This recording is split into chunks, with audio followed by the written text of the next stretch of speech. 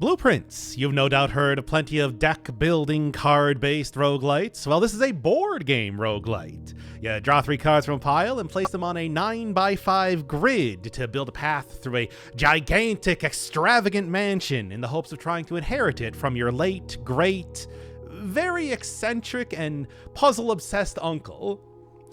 Oh, but that's only the start of it. I think it's very telling that in the credits of this game, both the developers of Tunic and the Pony Island The Hex Inscription trilogy are given special thanks.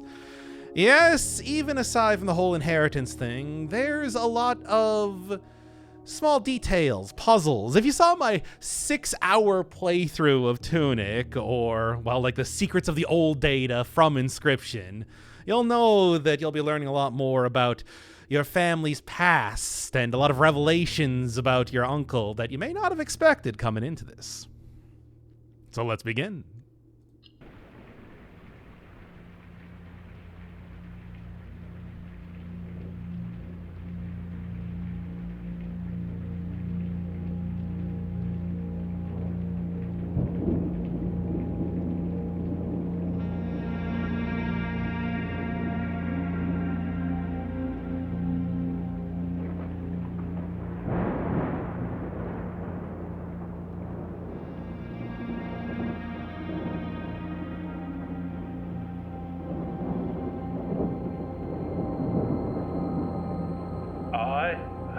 S. Sinclair of the Mount Holly Estate at Reddington, do publish and declare this instrument my last will and testament, and hereby revoke all wills and codicils heretofore made by me.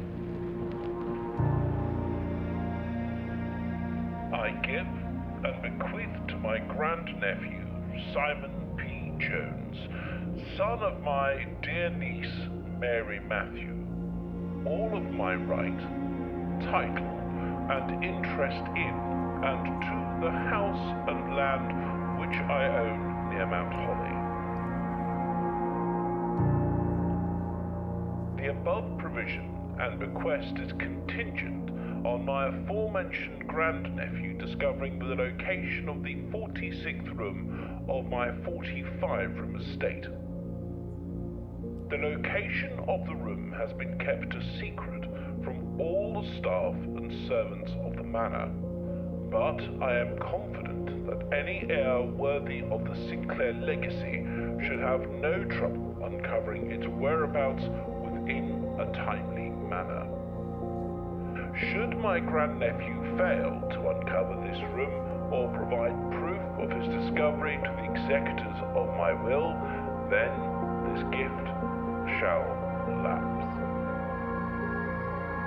In witness whereof I have hereunto set my hand this 18th day of March, 1993. Herbert S. Sinclair.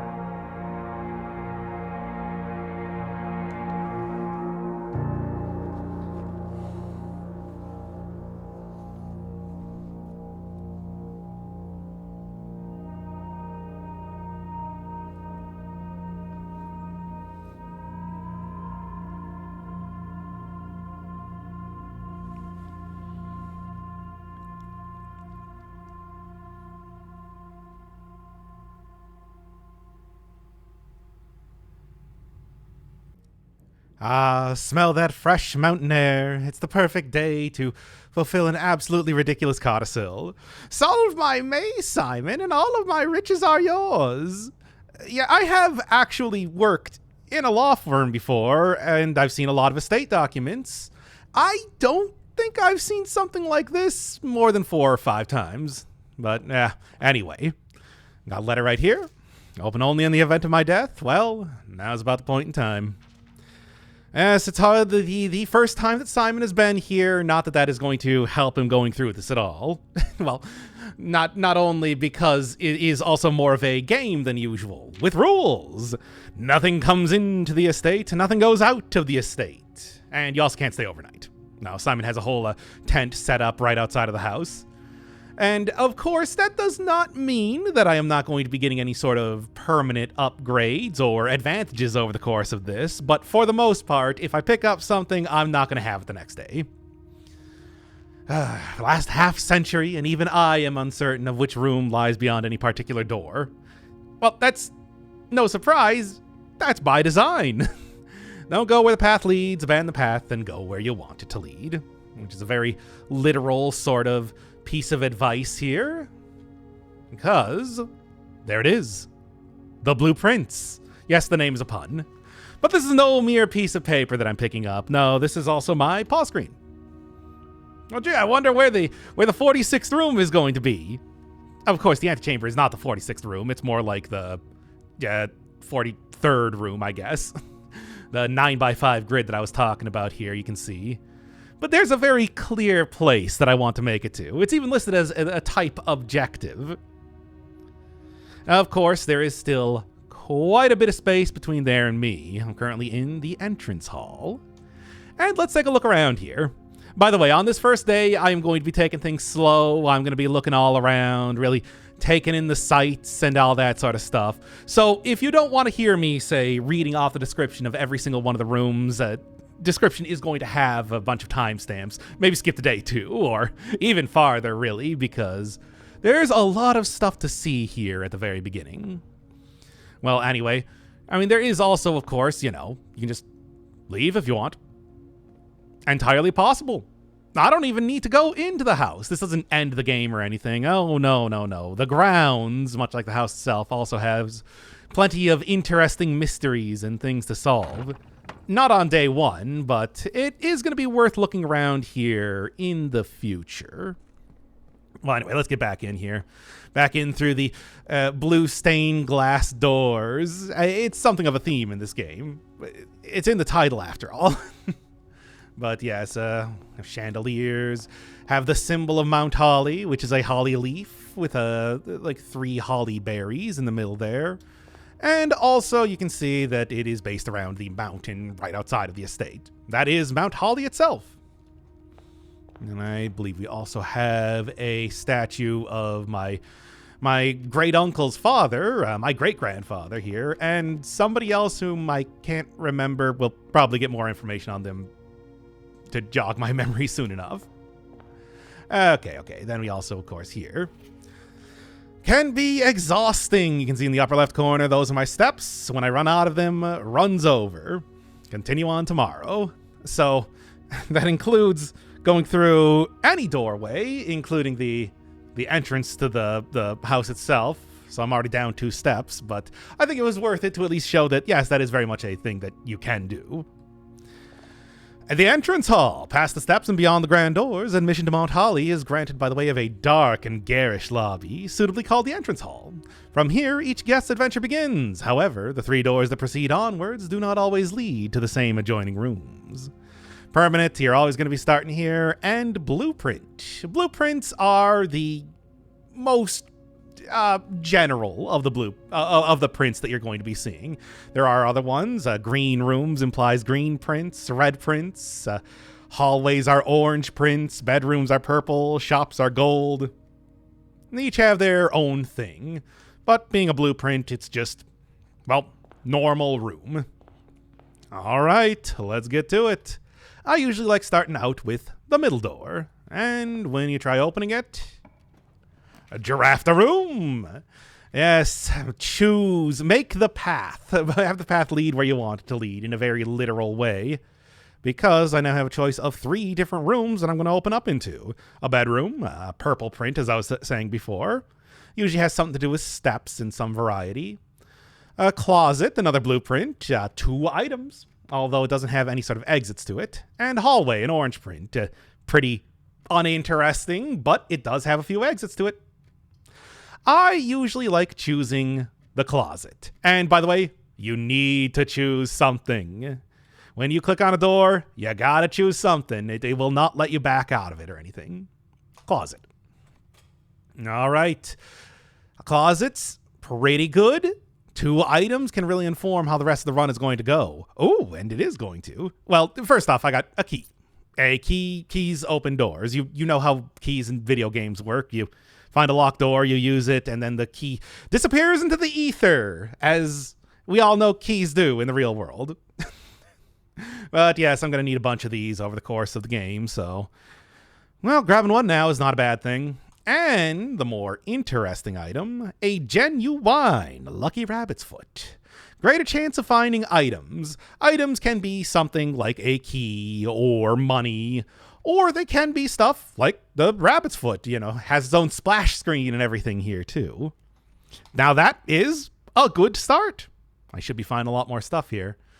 Other than that, it is a closet, as you might expect. Small, cramped, full of paint cans, umbrellas, shirts, hats. Your uncle has a lot of hats. Simon's not going to wear any. He has this pith helmet on his back, as you saw in the opening cutscene there, but I would like him to pick up stuff. He won't. Anyway, closet. A very modest recessed space used for storage. This particular closet is favored by the junior members of the staff, who utilize it to stash away assorted articles like rabbit feet and knickknacks whose proper place in the estate is yet unknown to them. And it's a good starting one, even if it does cut off a couple paths that you might be taking. You got 3 doors here for good reason. From that one, I usually like turning to the right and seeing what we got in this door. So we got a den, another blueprint, has a gem inside it, and it also has a couple exits. Pretty nice. Get some resources, get some exits there. We got a pantry, a little bit of money, and obviously only a single exit, a very small sort of area. And we got the first red print of the game, appearing nice and early, as I feel like the lavatory always does on the first couple days. You know what? Fine, I'll choose it. Den is the obvious choice here, but come on, it's red. That clearly must mean that it has something interesting going on with it, right? Well, let's take a look. I mean, I don't know if I've seen too many bathrooms that have bright red walls, but that's what they do in the estate here. Aside from that, it's a lavatory. Get toilet paper. You got a toilet. Bath. HSS, gonna need to change that to Simon P. Jones, SPJ, please. Well, when I actually inherit the mansion, which I don't think is going to be too long. I've played this game quite a bit. So what do you actually do with the lavatory? What's the deal with the lavatory? Well, it is... let's go with the description. Lavatory, a room one might go great lengths to avoid showing guests, despite them always probing for the location. It's a red room. It's a dead end. Get no benefit from it. You don't even get an exit from it. What's the point? Well, the point is to get you to craft this thing so that you realize, wait a second, red rooms aren't very good. Well, that's not entirely true. Red rooms never cost anything to craft. They usually have a number of different exits. Will sometimes have special items in them, but they always come at a cost. And that can be a mild inconvenience to a great and terrible cost, a run-ending sort of catastrophic cost to them. But there are always those upsides, and there is sometimes the ability to nullify the problem with it. So what's the downside of this one? Well, it's dead end, kind of a problem just by itself. What's the upside? You aren't going to draw the lavatory anymore? That doesn't seem like a very good upside, and it's not. It's just a bad room. If anything, the fact that it might not have a very bad downside, but it has virtually no upside, so this is maybe the worst room in the entire game. Which I think makes a certain amount of sense. Even in the description here, nobody's proud of the place they keep their toilet, but it's just I have nothing to prove that appears more often in the early days, but I just do think that that's your introduction to red prints there. All right, let's choose a hallway. The first orange print. Lavatory. Red prints are interesting. They're some of my favorite in the game. Not the lavatory, though. That's the worst. I'm going to be crafting a lot of houses that do not have bathrooms in it. Sorry to any of my guests. Anyway, moving on. Hallway. Every one of the hallways has this orange tessellated leaf design wallpaper and are pretty unnotable. They're hallways. Usually have a lot of exits or some sort of gimmick associated with them. Not much else to be said, really. Hallway, one of the many nondescript hallways snaking through the estate and providing elegant causeways between the more noteworthy destinations, like a lavatory, that the house has to offer. I mean, the lavatory is very useful, obviously for the sake of having a place where a toilet is, not for anything else, not gameplay-wise. Doors in the west wing are more likely to be locked. Something to keep in mind. Alright, and I usually like going left to right before I start going into the farther ranks of the estate. You might notice that hallway in the bottom right corner is rank 1, well, closet's rank 2, all the way up to rank 9, where the antechamber is. What do we got?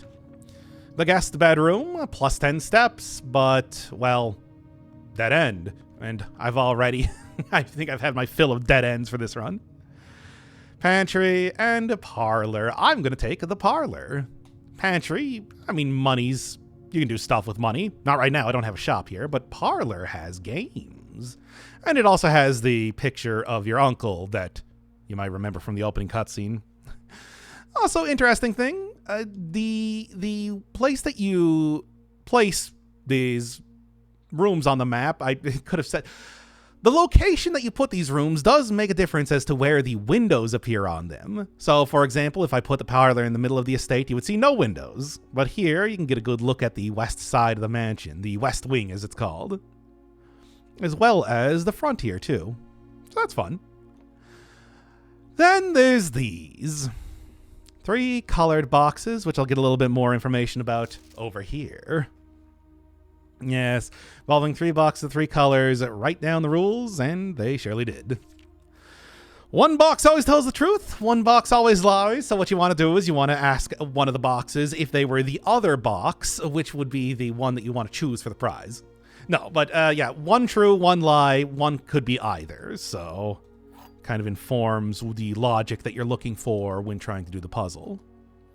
All 3 boxes are empty. Well, I know that one of the boxes has a prize, so this is just factually incorrect. This is a false box. All right, so this one might be a true and a false, or true and true, but at least one of them has to be true. This box and the blue box are empty. Okay, that could easily be true. The black box contains the gems. These don't contradict each other in either way, so I guess they're both true, and the black box contains the gems. I mean, if they were false, all 3 of them would have to be false, and that's just not how that works. So, easy enough. And that gets you a good 2 gems. Gems can be used while drafting to pay for special floor plans. That's the thing that I was talking about with the lavatory, where red rooms never have any sort of gem requirement to them, which is kind of valuable. Except the lavatory does nothing for you, so yeah. Anyway, yes. Gems are good, and getting a lot of them means that you can get the good floor plans. So, something like the parlor, as long as you are decent at logic games, always a pretty good start. The parlor. This cozy lounge, furnished with couches and armchairs, serves as the perfect social setting for receptions and after-parties. Consequently, this is one of the most popular rooms for entertaining, and the late H.S. Sinclair was known to supply a myriad... It's the colored box game of parlor games to encourage his guests to think and conversate. So it's not quite the sort of bombastic games that you would find in like a Sexy Brutale, which I think just due to the nature of being in a big, fancy house, this game reminds me a lot of. Oh, what a good game. Anyway, but it's still something. And like I said, it's a good start to a run. Now, so you might remember from the opening screen that, yes, your uncle did have a thing for giant novelty chess pieces, like the pawn you see here. They appear in quite a few rooms. Continuing on, And the second red print of the game. This is the one that I would say is kind of a mild inconvenience. Yeah, you lose money. God rips cash from your pockets every time that you walk in here. But it does have a lot of exits, and like I said, no cost. So, not bad. And this does let me continue on to the next rank while also giving me something. Although I don't really want to have multiple entrances to the same room, I think this is a good choice here. Give me that chapel. I mean, it's also just an interesting room by itself, too. Stained glass windows depicting the 8 Ageran angels, getting a little bit of lore here. Like the angels of farming, cooking, cleaning, gardening around here, chimney sweeps. Get some red stained glass, as you do. It makes sense. You can see that anything that's not a blueprint's not very themed. Everything else, very themed. All of the red rooms are going to be very red. Oh, extremely red, really. Giant bishop. I suppose that makes sense for a chapel, right? Other than that, do have some statues around here to look at. Sometimes you'll see an item here or there on here or on the ground somewhere near the doors. Doesn't look like this time. And, of course, the chapel, a private sacristy, and as ornate as the most lavish rooms of the estate, is watched over by the 8 Ageran angels depicted in stained glass. This room was more a tribute to your uncle's vanity than it was to his faith. I mean, it's not bad. As far as red rooms go, it's one of the ones that I like to see more. All right. Although it does... Maybe it doesn't rain a whole lot on top of the mountain because I feel like having a roof like that is a good way to ruin all these the fabric on these pews. What do we got? All right, this is a decent... I mean, I suppose the pantry would also give me another potential way to get to the next rank. This is also a decent choice, I think, for the guest bedroom. Plus 10 steps, get me back up to the same amount of steps I started with, and also usually has some sort of item in it. Item this time is a key card. Can be used to open electronically powered security doors. And unlike keys, for some reason, this one obeys real-world logic and does not disappear as you use it. So, I am now prepared to actually go through electronically powered security doors, which can be otherwise very frustrating to deal with. You'll pick up a lot of keys. This thing, it's very random if you actually find a key card and run. This room is adorned with a bunch of sailing-themed items, boats, a steering wheel, whale statues right next to the requisite chess piece, anchors. Does that mean anything? I don't know. I mean, there's also a basketball here. Maybe it's just what your uncle thought would look good. Also very purple, as you might guess from being a bedroom. Yeah, only the blueprints get sort of a general look to them. Every one of the hallways has that same wallpaper in it. All the red rooms are so very red. And, nothing helps you sleep like having bright purple everywhere. Purple sheets, purple bookshelves, all that. The billiard room. Haven't seen that just yet. Enjoy your mathematical puzzles and appreciate that I didn't know how to play the rules of darts. Something to keep in mind. If you see a billiard room that might have a puzzle, and it does, and it's a dart board, but a dart board that does not require you to know how to play darts. Guest bedroom. A small bedroom maintained and kept available for accommodating weekend guests and impromptu visitors who find themselves compelled to stay the night. Why did I say it like that? That makes it sound more sinister than it is. Find themselves compelled to stay the night. That's a bit better. Dead end, so, not the best, but a good chance for having an item, and that's a good item. That's a very convenient item for me. Okay, and then opens up a little bit more, which I do like. Den, obviously, the more gems, the better. Corridor, we're starting to get a little bit farther in. That means the doors are going to be locked by the logic of video games alone. Or drawing room. May draw new floor plans while drafting. I'm going to take that because, well, have I even spent it? I think it's the first thing I'm spending a gem on. Yeah, might as well see one of those and why they actually are really worthwhile to take. Yep. A lot of drawings. Many drawings. Horse. And also in the middle of the room, a picture of your uncle. You have fireplaces for if you really want to be getting paint. If you really want to get a picture while you're sweating an awful lot, I suppose. Rotary phones. It is 1993. I think even in 1993 I had a rotary phone, so not unreasonable. Chess piece. And a little bit more information. Like the lavatory. They want to make it very clear. They want you to take it on this first day so you realize how bad it is. That's simply put, that's just... I have no proof that that's actually how this game works, but it feels like that. Draw 3 floor plans, but some items and rooms like this will allow you to redraw, which is pretty handy because 3 is not a lot of choices, and that can really mean that you're literally drafting yourself into a corner sometimes. The drawing room, a social sitting room adorned wall to wall with artwork and drawings. An unfinished sketch of your uncle sits on an easel in the middle of the room, providing a vivid image of what were presumably his final days, depending on when the project was abandoned. Drafting based, a few rooms like that. And I mean, the picture in the middle of the room looks pretty much like the painting over in the parlor, so I don't think it changed up too much. All right, let's take a look over here, left to right. Oh, a courtyard. Spare room, a hallway by any other name, really. Courtyard has multiple exits, does have a gem cost, but is also the first green print we're seeing in the game. And commissary, first gold print. Items for sale. So if I had some money, that might be worthwhile. Can also redraw them, get an entirely new set of cards here, but I'm going to take the courtyard. Let's see what green prints look like.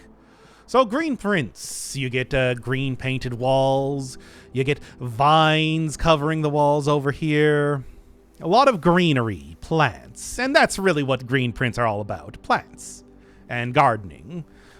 More open air floor plans compared to most.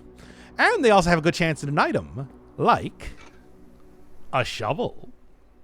Old weathered shovel. If you saw me play Betrayer, you know how powerful that can be. And they've also, you'll see a lot in green rooms, this sort of dirt pile. Not bad. Simon's just going to dig up this turnip and eat it. Straight out of the ground. 4 or 6 extra steps. I'll take it. Easy way to get a lot of extra items. Yeah, a lot of extra steps, too, in this case. Yeah, you can dig up just about anything. Keys, money... gems not so much, but shovel also has... Well, there's a few other things you can do with it later. Green rooms also usually end up costing gems, but have more exits than usual. Courtyard, a charming spot, granting guests a bit of fresh air and open skies within the privacy of the manor walls. You will see digging spots elsewhere, but this is the place to find those spots more than anything else. Inside green rooms. Ooh, nursery. Now, I, of course, don't actually have the gems to pay for it, but that is an easy way to get a lot of extra steps. Anytime you draft one, gain 5. And bedroom is a bedroom. 2 steps, since you spend a step going into it and you spend a step going out of it, is really a zero-sum game. But it does mean that you have a little respite when you are, say, backtracking through the manor. So there's something. Also decent chance at items, like you saw in guest bedroom there. I'm going to choose the storeroom. Blueprint contains your basic assortment of consumable items. Money, keys, gems, and just a lot of other junk around here, too. Like large pictures of fishing rods. Your uncle is a big fan of. There's a pawn. There's a diorama that does not at all reflect any one of the rooms that you're going to be seeing. At most, there's no multiple floors here. At most, you're going to get a shallow staircase. No, at most, you're going to get a tower. There is a tower that exists in the game, but that is confined entirely to one room. As a firebird, I don't know if I like this idea of a swimming bird. It's like an elemental weakness of mine. Storeroom, a dedicated storage space filled from end to end with a surplus of chairs, carpets, paintings, and a handful of other things that had one time been in vogue and on display elsewhere in the house. A blueprint, but much like the closet, a blueprint that gives you some sort of benefit. So you're not entirely stuck crafting this like a lavatory, which is just so very pointless. And I don't believe, a lavatory is, I guess, a standard. I thought it was unusual or even rare, because I swear it does not appear unless you're playing on day one. Let's go back to the drawing room, which is going to cost a couple extra steps, but I do have the ability. Do I have the den? West Wing Hall, which of course can only appear on the west side of the building, as you might guess from the name. Den feels like what I want to do. I'm actually going to redraw just so you can see what it looks like. Oh, patio. Yes, because that will put a gem inside of the courtyard, but also have a gem in the patio, even though it also costs a gem as well. Oh, high chance at items, like I was saying. Functioning metal detector. You'll just randomly find keys and coins laying about. This is great. Well, looking at the patio, like I was saying, all greenery, all green rooms, but the greenery. But they do also have this green paint on them as well. Get a better look over at the west side and why you can't walk around the house. It's because there's Pokemon out there, wild Pokemon, that will kill you. You don't want to get killed by Rattata. That would be embarrassing. Also have a nice grill over here too. Hey, and a key, no less. I feel like Lucky Rabbit's foot has really been paying off. It's quite good. So yes, spread stuff around. Patio, a roofed outdoor seating area located along the perimeter of the estate. So yes, you can only craft it from the east or west wings. They're right on the edges there.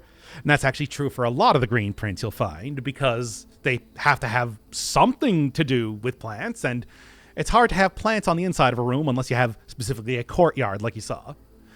During the summer evenings, it's not unusual for the grill to be employed while entertaining acquaintances of a more informal nature. Now, we're not doing formal grilling. We're not doing black tie grilling out here.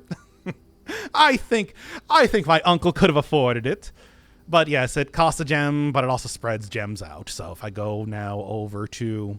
Oh, and then there's also this. Get a shovel. Already ahead of you. But then I can also go back to the courtyard. And I think it appears... it appears over here on the cinder blocks. And there, now we're doing... Well, okay, not great for stuff, but I got a lot of stuff out there. And of course, the ability to dig up stuff as well. Wait, did I do that? Did I dig up all the digging spots? I don't even remember. I was too busy talking about formal grilling. Oh, come on. No, it can't end the first day like that. But I mean, this is what happens. I should have went up there because if I was up going from the patio, the pantry and commissary would be facing up. Well, I guess let's see the commissary. This is the danger of doing it like this, trying to go for new and interesting rooms as opposed to ones that, if I chose the den, for example, I would still have a way to go up higher. But exploring around, I think, is important as well. And we have gotten the full gamut of different rooms here to see. Green prints, gold prints, blue prints. Yeah, the title of the game, after all. Red and purple, orange. So, a tiny house, but there's something here at least. As they still, day 20 and 21. A little bit far off from that. Dirigiblocks cabinet, which is apparently something that's going to be added in a later update. Not currently functional right now, unfortunately. Little cigarette vendor, too. Again, something that Simon is not going to be getting a lot of use out of, I'm guessing. With coat, without cot. Well, I, of course, know exactly what this is about, but it's going to be a while. Commissary will be closed from day 12 to day 16. I think it's clear that there's quite a while before that's going to be relevant. Effective first week of December. Payroll will be managed electronically. Check in and out at computer terminals found in security and laboratory. May want to keep that in mind, that I want to go check out the security and laboratory to see what these electronical computational terminals are supposed to be about. Well, I mean, not doing payroll, obviously. That's Simon's the one doing payroll, if anything. Probably not. He's like 14 in this game, but the point is that he's not getting paid. The house is his payment. Terminal password, which I can't see right now. Maybe at some point.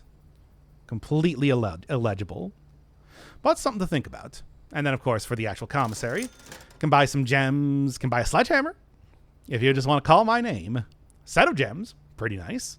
Of course, that's pretty expensive for me. And some running shoes. So yeah, sledgehammer and running shoes. Running shoes just gives you a random chance to not use a step when going through the estate. That's not the problem that I'm looking at here. It's more the fact that I have lost all ways to progress right now. But gems are pretty great. Also, get some misspelled coffee here with only one E. That's how you know it's the good stuff. Well, anyway, it's a bit of a short one, but that's just how this game goes. A shame because I got some good items here. Commissary. The staff commissary is always stocked with household goods and supplies at a reasonable cost. This provides the servants of the estate with an invaluable service, especially to the live-in staff who may only expect to leave the property once or twice a month. And now you can use it for silly games. Simon needs to use the register himself to check out his own items, which feels silly, but, well, it is. Let's just say that for the sake of this, this whole thing about not bringing in items, I always have some sort of executor of the will constantly behind me, making sure that I am actually following the rules. And if I turn around fast enough, yeah, okay. Look, they're always there. You just need to. They're always there. It's just you can't see them. But they're gonna make sure that I'm not cheating. Oh yeah, I never actually dug these up now, did I? Could have been good if I could continue on here, but such is the way of the game. Coins, same thing. Well, little else to be done here. Although since I do have quite a few steps, let's actually go step outside the estate and kind of take a look around there. This is day one. It's just kind of here to get you used to the whole mechanics and everything. Although there is an achievement for finishing the game on day one, which I've done. Oh, you'll see that later in the video. So you can get pretty far, but, well, you got to plan it out a little bit better than I was doing. Because I was just here to, of course, look around, see some of the rooms, all that sort of stuff. Ease ya into the game, all that. A lot of bird baths around here. Yeah, nothing else to be said about that. There's just a lot of bird baths. Taking a look over here. Can't quite see Reddington, which is the town that should be close here. It is a nice view, though. That's interesting. House may be a little bit bigger than you might think. Although, like I said, you're not really going underground too much now, are you? There's hardly any sort of staircase that you can take to go into the basement or anything like that. So many mysterious blocked doors. It is definitely something to keep in mind for the future, just thinking about it. Another gate over here. Can't go out it, but that's not really the point. Simon's not trying to escape after all. He's here to win a mansion, baby. There's where you're staying most of the time.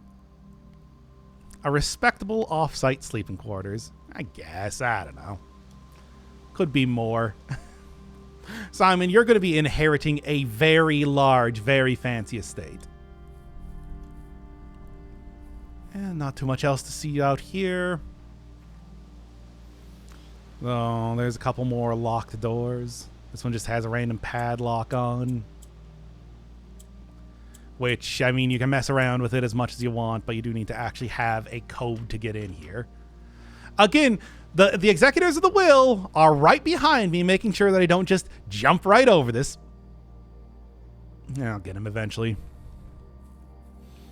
There's also over here one more locked door. Just a huge amount of mysteries to eventually be solved. Things to keep in mind for the future. But as it is, little else to be done today, so let's call it a day. What's my final assessment of the house today? Not very good, but again, purposeful. A small cottage. Fair. 29 steps, not even the full 50 that I had. And I got some good stuff there too. All right. Day two. A decent little start, but mostly on the front of information. On day 2, what I want to do is I want to start getting some actual progress made. Didn't even get close to the antechamber there. Yeah, a little jingle. Been hearing that a lot as you're playing the game. Okay, same basic idea. We're going to go right through the front door. And breaker box is interesting. It's obviously, Den would probably be the best for getting extra spaces to walk around here. Guest bedroom, we've seen before. Let's check out this breaker box, because I usually like, much in the same way as getting a closet. Well, I mean, this is just a closet by a different name. It's utility. But there's usually some sort of great benefit you get from it, as long as it's not the lavatory. Of course. Not choosing that this time. It's a very bare room. Nothing much going on. A couple cans of paint, a slowly rotating industrial fan, which I always love pointing out, but that's not why you're in here. You're in here for this. Key card entry system. If I, say, didn't have a key card like I had on the previous one, I could just turn it off. Now, the doors don't just open up when I turn it off, but that's something I can do, so keep that in mind. There's the vac indicators, which, what am I supposed to do with this? Who knows? But that's another thing to keep in mind for later. And then you got a few different switches. Dark room, gymnasium, garage. Have not seen any of these. Now, I will spoil it for you right now. Keep the gymnasium off. Keep the garage on. Dark room doesn't matter for the time being. Cabinet is presumably the arcade cabinet that I saw in the commissary. That will be eventually added in, but for right now it's crossed out and there's nothing you can do with it. So yes, gymnasium off, garage on. Utility closet. One benefit of the restoration of old buildings is that it allows for the owners to update and add modern amenities. The utility closet and the circuit breaker box within were set up when the gas-powered lighting was retired and replaced by a more fashionable home electrical system. Mechanical room, too. Which there's a few different things. I mean, not only do mechanical rooms have mechanical things inside of them, but there are a few other benefits that you might get from making some mechanical rooms. Or other things you might do. I don't want to cut myself off immediately, although they're kind of forcing me into that position. So I'll take the corridor? Is that a great idea? Well, it gives me the chance to draw 3 more cards, and I guess that's what I'm going to have to look at it as. Corridor, the same wallpaper. Not quite as tidy as the hallway, but that's not really the point. After all, the corridor, a long hall with 2 doors at either end that had been one of your uncle's most frequently traveled rooms. Consequently, he left strict instructions with the household staff that the doors of this corridor should never under any circumstance be locked. And that includes during a very silly game to win the estate, like I'm on a game show or something like that. He's not even alive anymore, and they're still following that rule. Okay, give me something. Very good. I'll take the pantry. Give me a little bit of money. Path out of here. It also always has a piece of fruit in it, which is nice. Informs you that you do indeed gain energy by consuming fruit, which is good to know. Also have like a cheese grater and a rolling pin over here. What are you even making? A quiche? Maybe. Pick up more fruit, extra 50 steps, 5 apples, 5 bananas, 5 oranges. There's not really a puzzle here. That's just informing you that apples give 2 steps, bananas give 3 steps, oranges give 5 steps, and that adds up to 50. So, something to be said. Lets you know about that, even though you'll probably figure it out just over the course of playing the game. Seems very inconvenient to have a huge ladder here. I mean, I see why it's here, but still. Coffee grinder, gotta have that good misspelled coffee, of course. And egg timers and the like. Pantry. A well-stocked pantry is the true test of a large estate, and keeping Mount Holly's wide gamut of ingredients and supplies stocked has always been one of the primary priorities of the house staff. It's a pantry. As they said. All right. This is a little bit more like it. And give me that den. Chapel, of course, you saw last time, but Den is actually going to give me, well, a gem, which is good.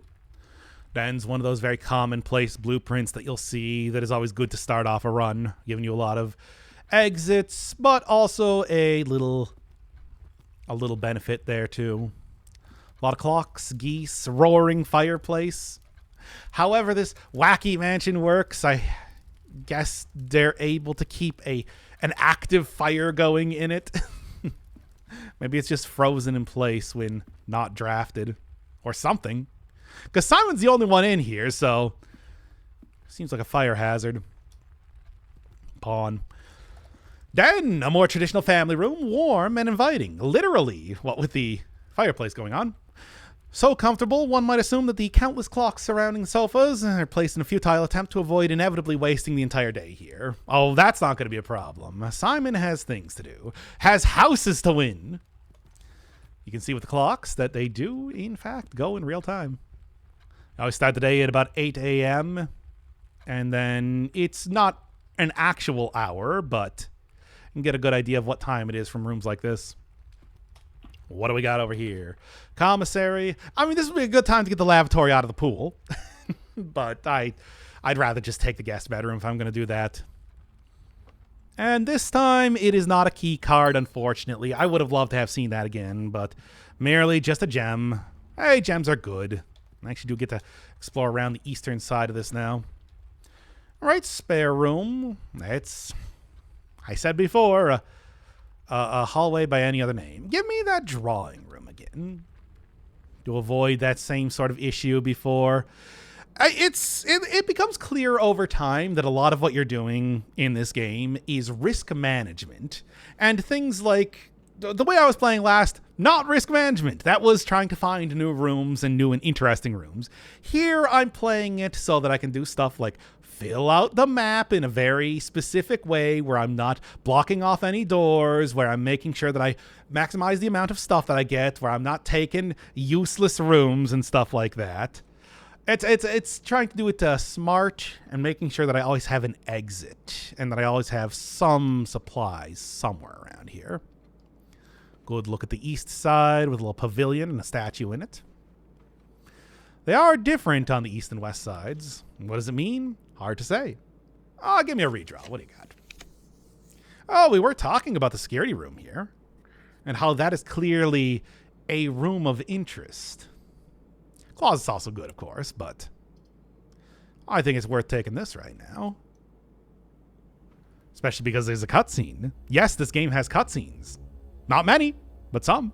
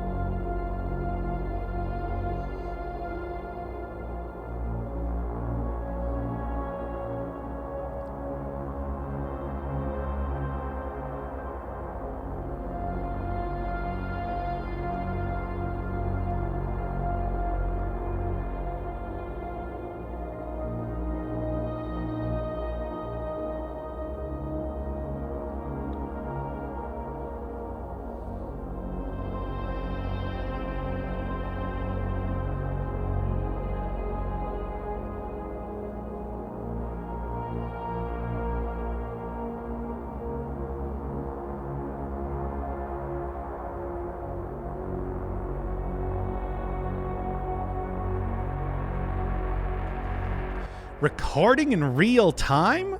Yeah, look at it. That is some incredible technology as of 1993. This is great for 1993. 3 frames a minute? And I also can see a whole lot of other rooms that I have not looked at just yet. Vaults. Well, there's the storage. There's clearly the spare room.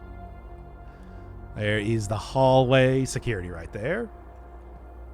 Oh, my favorite room right there. Ooh. And a second vault, which I can see why you'd want to have that sort of security, but also in the same spot? Okay, anyway. Okay, so interesting stuff going on in here. Well, here's the first electronic door. Don't have the key card this time, though, because I got to give up everything. And Simon only eats fruit. He does not drink coffee. Blue memos equal true. Red memos equals lies. So, yes, that stuff that I saw before, well, disregard it. Except don't. Because although the red memos might be lies, that doesn't mean that you can't glean truth from them.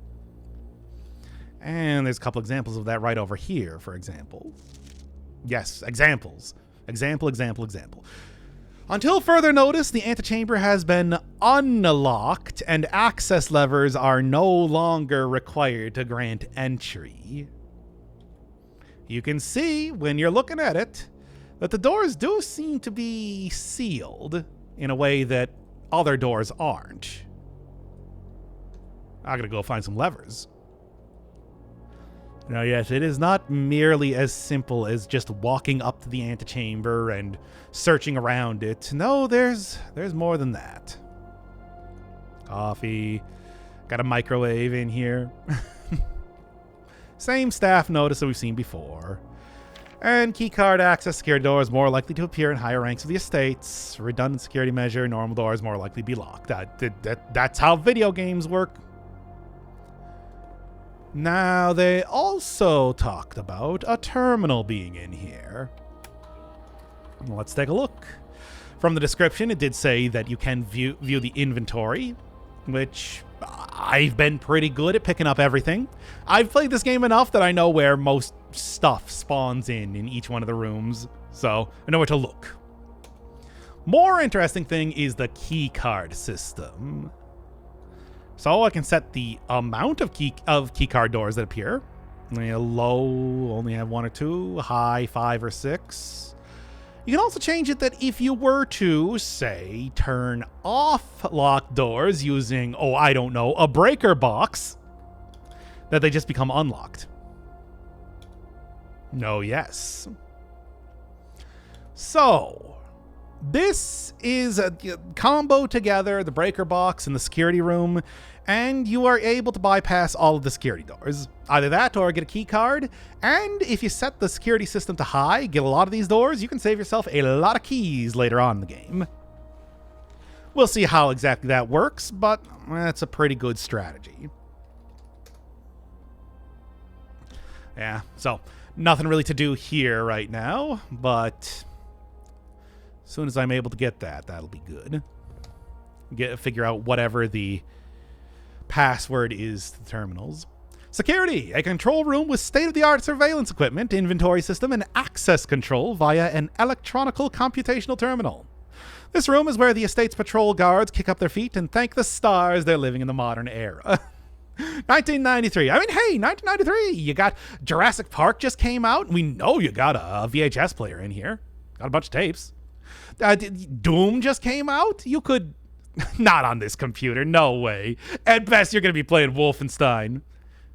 And not Wolfenstein 3D. You're going to be playing Wolfenstein. But anyway, let's go deal with that keycard door. Because all I need to do is just go flip that thing off. And given that it's very random if you're going to be getting a key card at any point in time in the game, I usually, when crafting the utility closet, just end up turning off the key card system anyway. Because I'm more likely to get the security room and the utility closet than actually get the key card. Let's take a look over here, since I don't really want to spend all of my steps getting back up there. All right, hallway. Sure, open things up nicely, really make sure that I got stuff going on. Even that storeroom. Then I'm going to just try and fill out everything over here with the idea that I should have some amount of freedom to get up, to get to the higher ranks, and I'm not only going to get dead ends. It's not looking great. So yes, looking at this then again, doors in the West Wing are more likely to be locked. You can make the very clear. It's very clear the information you're supposed to get out of that. Bedroom. It is a bedroom. You have, of course, the purple theming, purple carpet, purple globe, chess piece, top hat for some reason. Gigantic statue of a finger pointing down, professing your uncle's undying love for insulting people after beating them in PvP and Dark Souls. Little origami birds. Greetings from Reddington. That is right outside. The estate is right outside of that town. Seems nice. Also have a nightstand over here. And these are what trunks look like. If you see trunks referred to at any point in the game, this is what they are, and they always require a key to open. But, hey, it paid for itself and gave me a good set of extra consumables. There can be anything in there. An item like a rabbit's foot. There could be, just a bunch of money. There could be a bunch of keys. Spend a key to get 3 keys. It's not bad. Spend a key to get a lockpick set or something. There is benefit to it. Now, that doesn't always appear in the bedroom, but I think the first time you draft the bedroom, there's always a trunk in here. Otherwise, there's just something usually. Over here, you'll find like a key. Over here, you'll find a gem or something. It's pretty good. Bedroom, a familiar room that you may have slept in at some prior visit in the past. Like most bedrooms of the estate, these quarters offer you a little rest and recuperation during your long days exploring the surrounding rooms. Well, depends on how far they're going to let me get here when it comes to exploring. All right, I am going to take the West Wing hallway. I don't want to cut myself off just yet, even though that does mean that, well, I'm not making my way through there. I can see the idea that every one of these rooms is surrounded, is a brick wall. Why the wooden beams, though? Is the house automatically doing that as well? I also notice here you have the wallpaper on the ceiling. Not usually how you do wallpaper, but sure. Otherwise, out of respect for the late Clara Espin, West Wing will be closed. Floor plans associated with the wing have not been removed from the pool. Refrain from drafting them. Yes, everybody has to do this whole drafting thing. That's just how this house works. And if you're wondering, why does the house work like this? We actually get surprisingly little information. I played this entire game. There's a couple things that refer to it, but for the most part, the answer is your uncle's very rich, and very rich people will have houses like this. There are just some houses that are like this in the world. That's just how it is. Yeah, so the West Wing is a little bit more busted up, broken down. West Wing Hall. The West Wing of the estate has been closed since the death of Lady Espin, which has been like, what is that, 8 years ago at this point now? 5. It's 1993.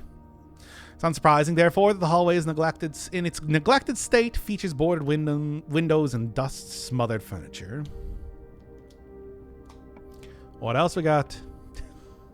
Lavatory, baby! Give me that chapel. I don't really want to lose the money, but it does open up stuff a little bit more for me, which is what I'm looking for. A locksmith in the shape of a keyhole, no less. I think I'm going to take the nursery. Locksmith's not a bad choice, though. Yeah, but I'm going to lose money every time I go through the chapel to get here. Yeah, but you get keys. And I can also get a key from the Nook. Give me the nursery. Of these choices, I think the nursery is the best. Because bedrooms have a good chance of having items. Often what it'll do is just pay for itself by providing a gem over here. Didn't do that this time. But the extra steps are going to also be quite good too. Rubik's Cube. For whatever that's worth. It's a fun room. Gigantic duck plushie. I like that. And of course all the stars are purple. It is a bedroom after all. Right. Nursery. One of the few rooms you vividly remember from your visits here in your youth. Though even at the time, you remember feeling a little odd for the activities provided here. A little old. I mean, I guess it's also odd. Twin cribs found in this room might suggest that at one point in time there had been some hopeful expectations of a sudden growth in the family tree. Obviously, did not happen. Other interesting thing in this room, though, before get back on with it, is a book. The Red Prince by Marion Marigold.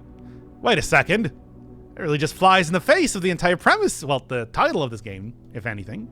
And also, Red Prince tend not to be very good, so, as you've seen.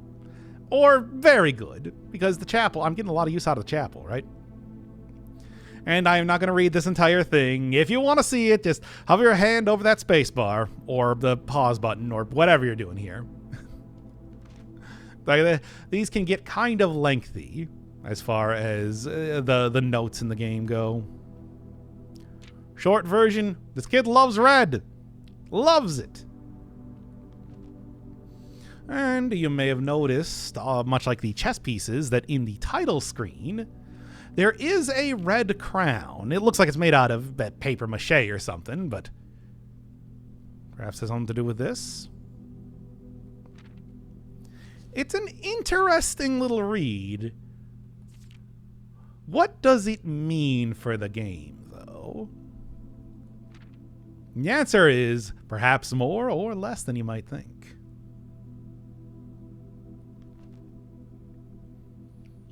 Wow, it's really me.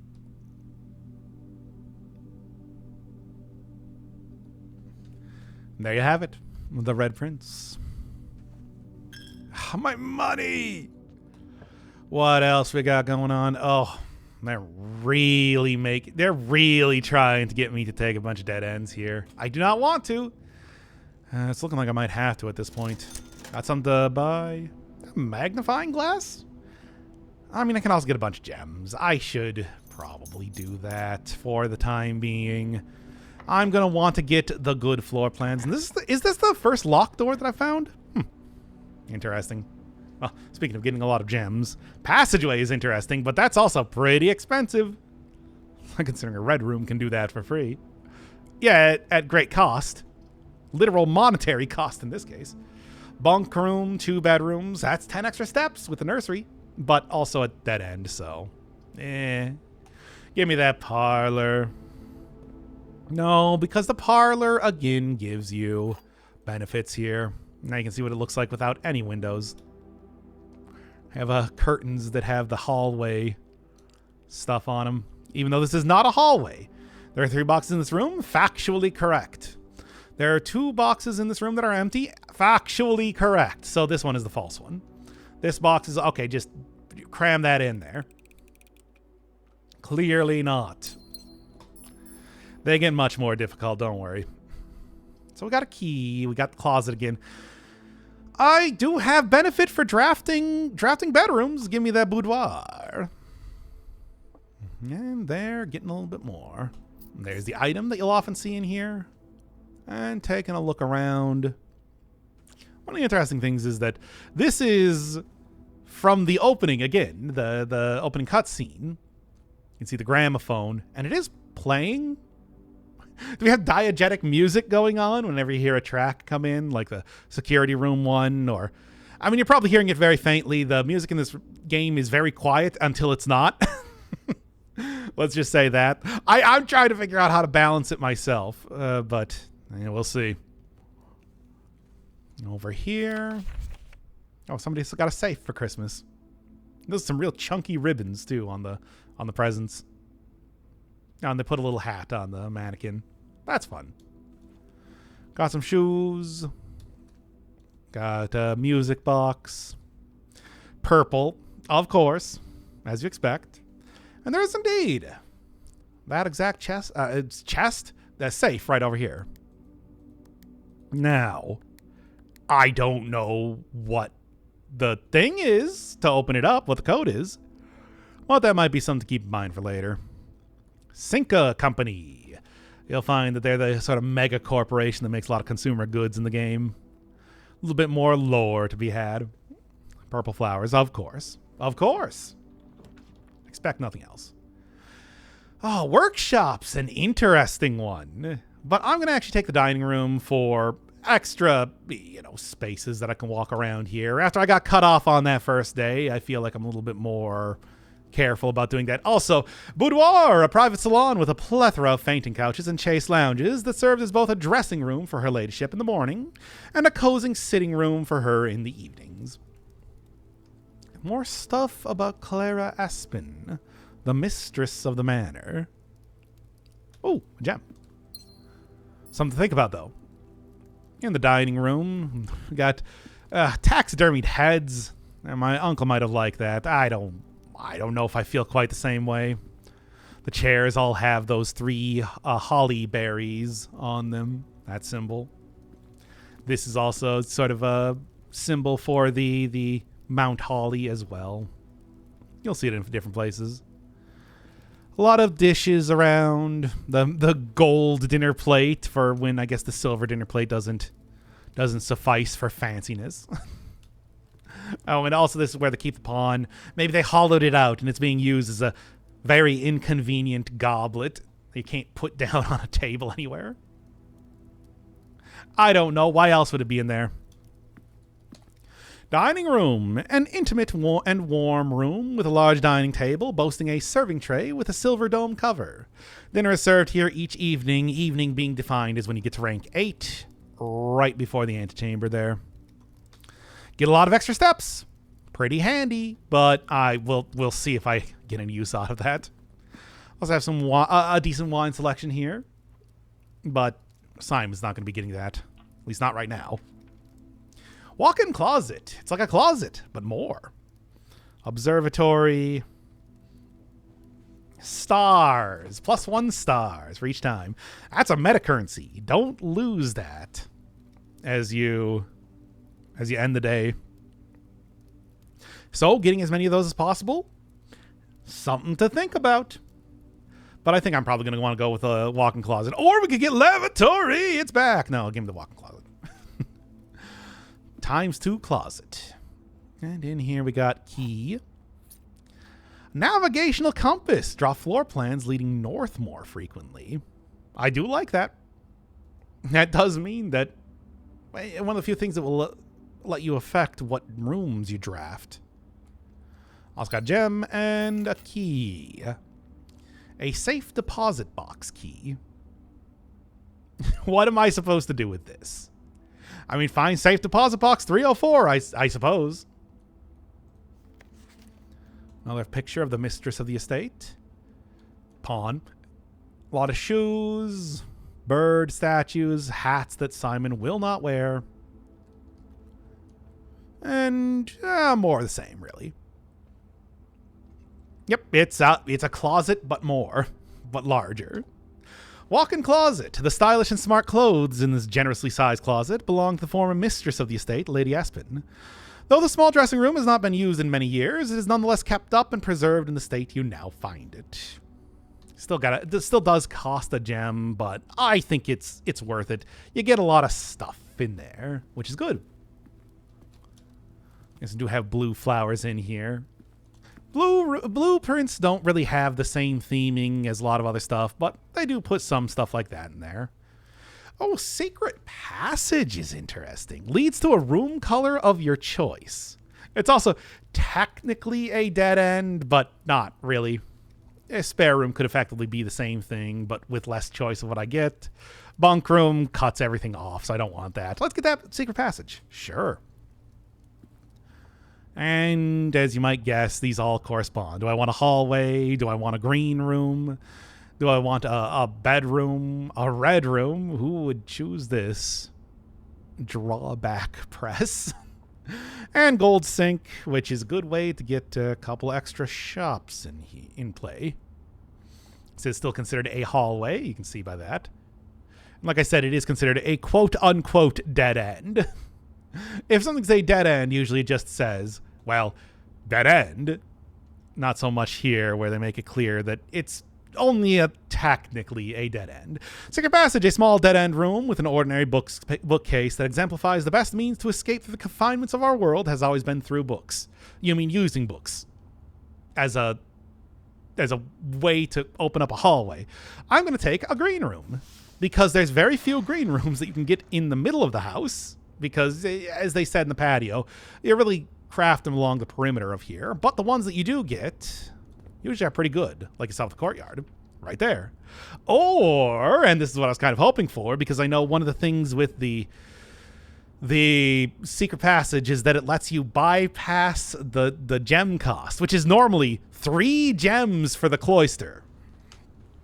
It is an expensive one. Yeah, no, it's not one. It's kind of a rough one to get unless you get it through this. And that has 3 exits when I go in here, which is pretty handy. And it's also a green room for green room synergies, whatever the might happen to be. A nice big statue in the middle. And greenery, as you expect. Yeah, no, cloister's nice.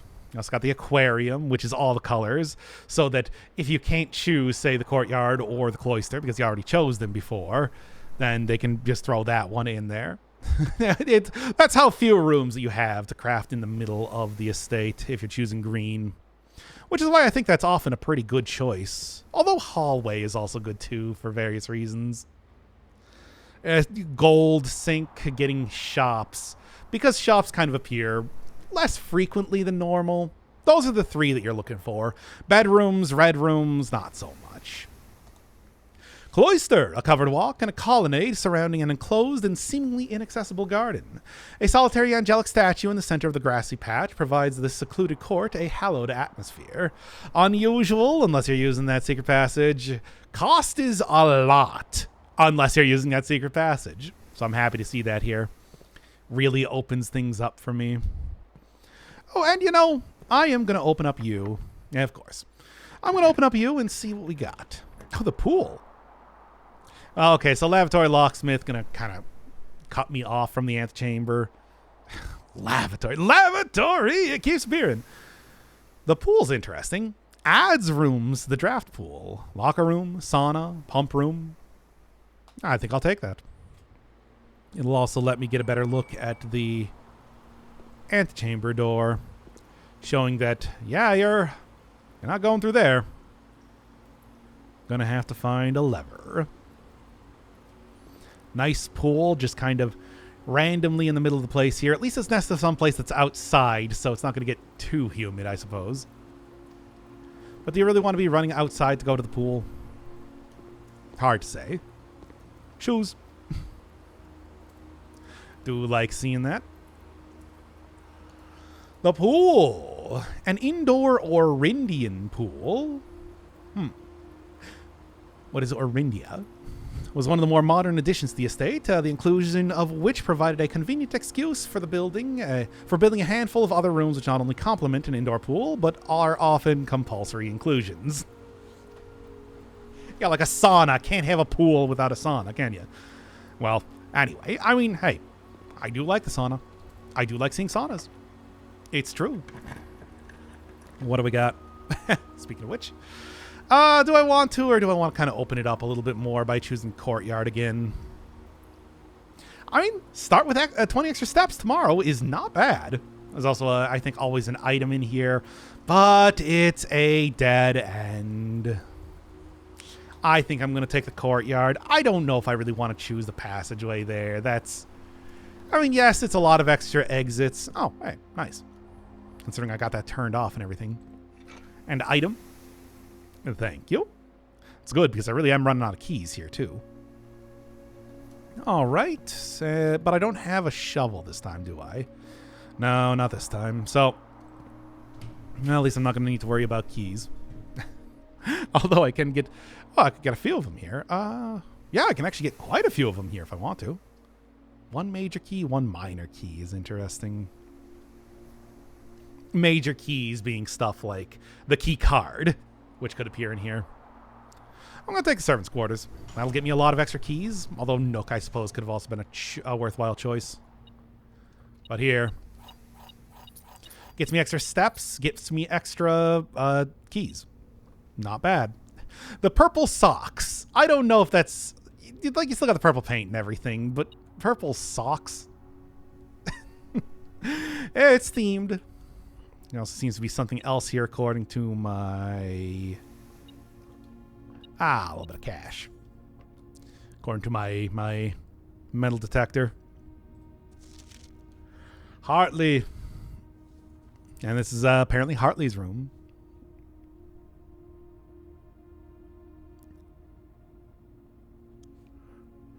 Unfettered by social graces.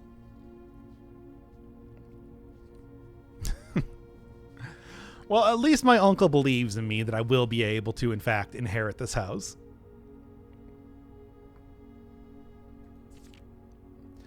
And just giving him...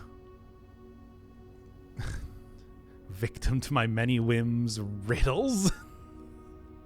Yeah, so, well, like I told you, puzzle obsessed. As you do. Now, Herbert also did say in the opening that he was retracting all codicils. I hope that does not include this one. Right, a couple other things in here, too. There are 12 major keys. Now, this one's not blue or red, so... what does that mean? I've hardly seen a lot of major keys as it is, so who knows? And here... master bedroom, ladyship's bedroom, guest, nursery, bunk, boudoir. Seen a couple of those, but not all of them. Those are the various bedrooms that exist in the game. Well, including this one and one more that I guess I haven't seen just yet. That I at least know of. Okay. Mr. Rota. Lincoln Reddington... admin key. First 4 letters of your name, followed by the first initial. First and fifth should be capitalized. From Love Randolph. So, if I need to get an admin key, maybe want to consider that. Servants' quarters. A cold, empty room devoid of ornamentation and personal effects. So, my room, basically. Well, my bedroom. The suspiciously humble bedrooms belong to the Baron's personal valet, Hartley Rota, who had unchallenged access to even the most clandestine areas of the estate. Does that include the antechamber? Maybe. Who knows? Who knows? Taking a look around. Well, I mean, observatory's there. I'm going to take... yeah, this would be good for the commissary, though, to take this, even though the observatory, I know... does have good stuff with it. There's also the closet, because I still haven't chosen that yet against all odds. Rumpus room lets me continue on, and I can use this over in the commissary. And it's a new room. One that makes it look like it really should be a red room, as opposed to a blue one, but who am I to argue, really? Get a lot of, well, there's the money, first off. Beers, jukebox, couple TVs. Looking very much more like a 70s rumpus room than... one that you would expect in the 90s. Checkers and backgammon.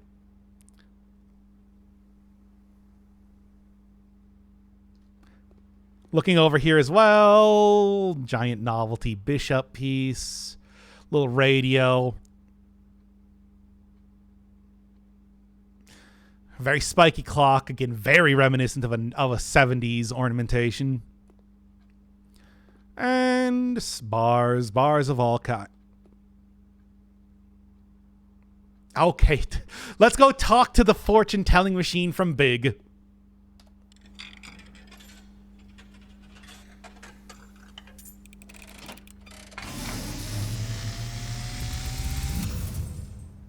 And, as it was foretold, I am awakened at the sound of a dropping coin. You find yourself face to face with the great Alzara. And I suspect you wish me to look into your future. The image is becoming clear.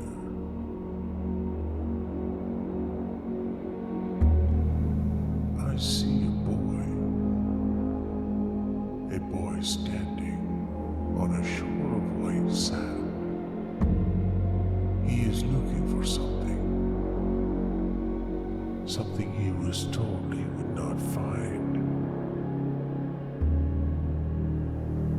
I see a black cat tied to a red flag.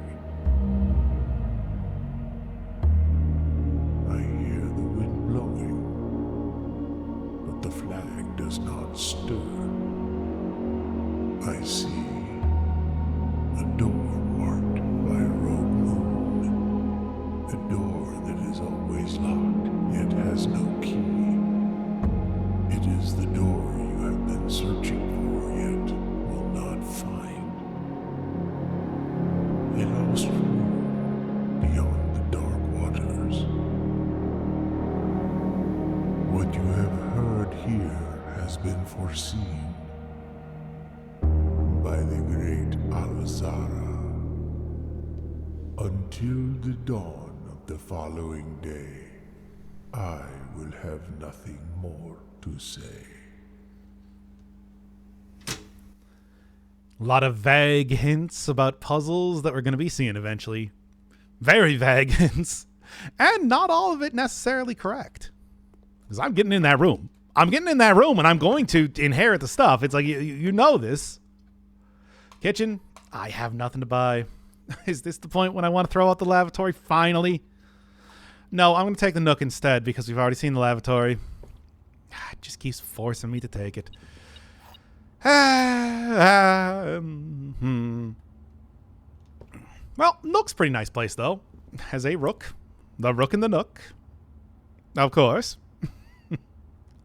What else? What other chess piece would you put inside of here? There's also the shelves shaped like the symbol for the Mount Holly. Nice little booth type of area for reading. And more info. Record stuff. Sure.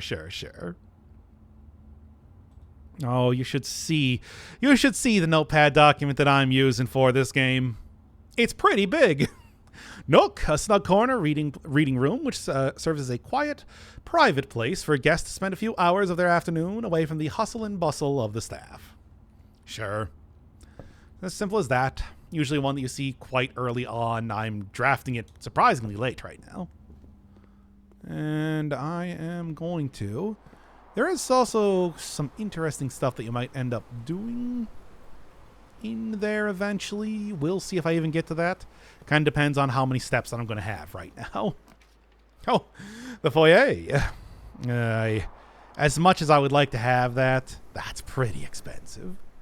Let's take the spare room and leave it at that, because otherwise the bunk room's going to cut me off. Can't afford the other one. That's a fancy hallway. It's a cool hallway. And instead we'll get the spare room, usually one that you see a lot earlier, but here it is. Blue paint. Spare room, an unfurnished, unfinished, and otherwise unremarkable empty room. If there had at some point been some plans for the spare room, it would seem those designs are now long forgotten, making it just sort of a hallway, a corridor that can be locked. As seen right there. The dark room. Hey, remember how I talked about the dark room earlier? Well, it's coming into play again. All right, I'm going to choose that because I can't really choose anything else. It's either that or the closet. And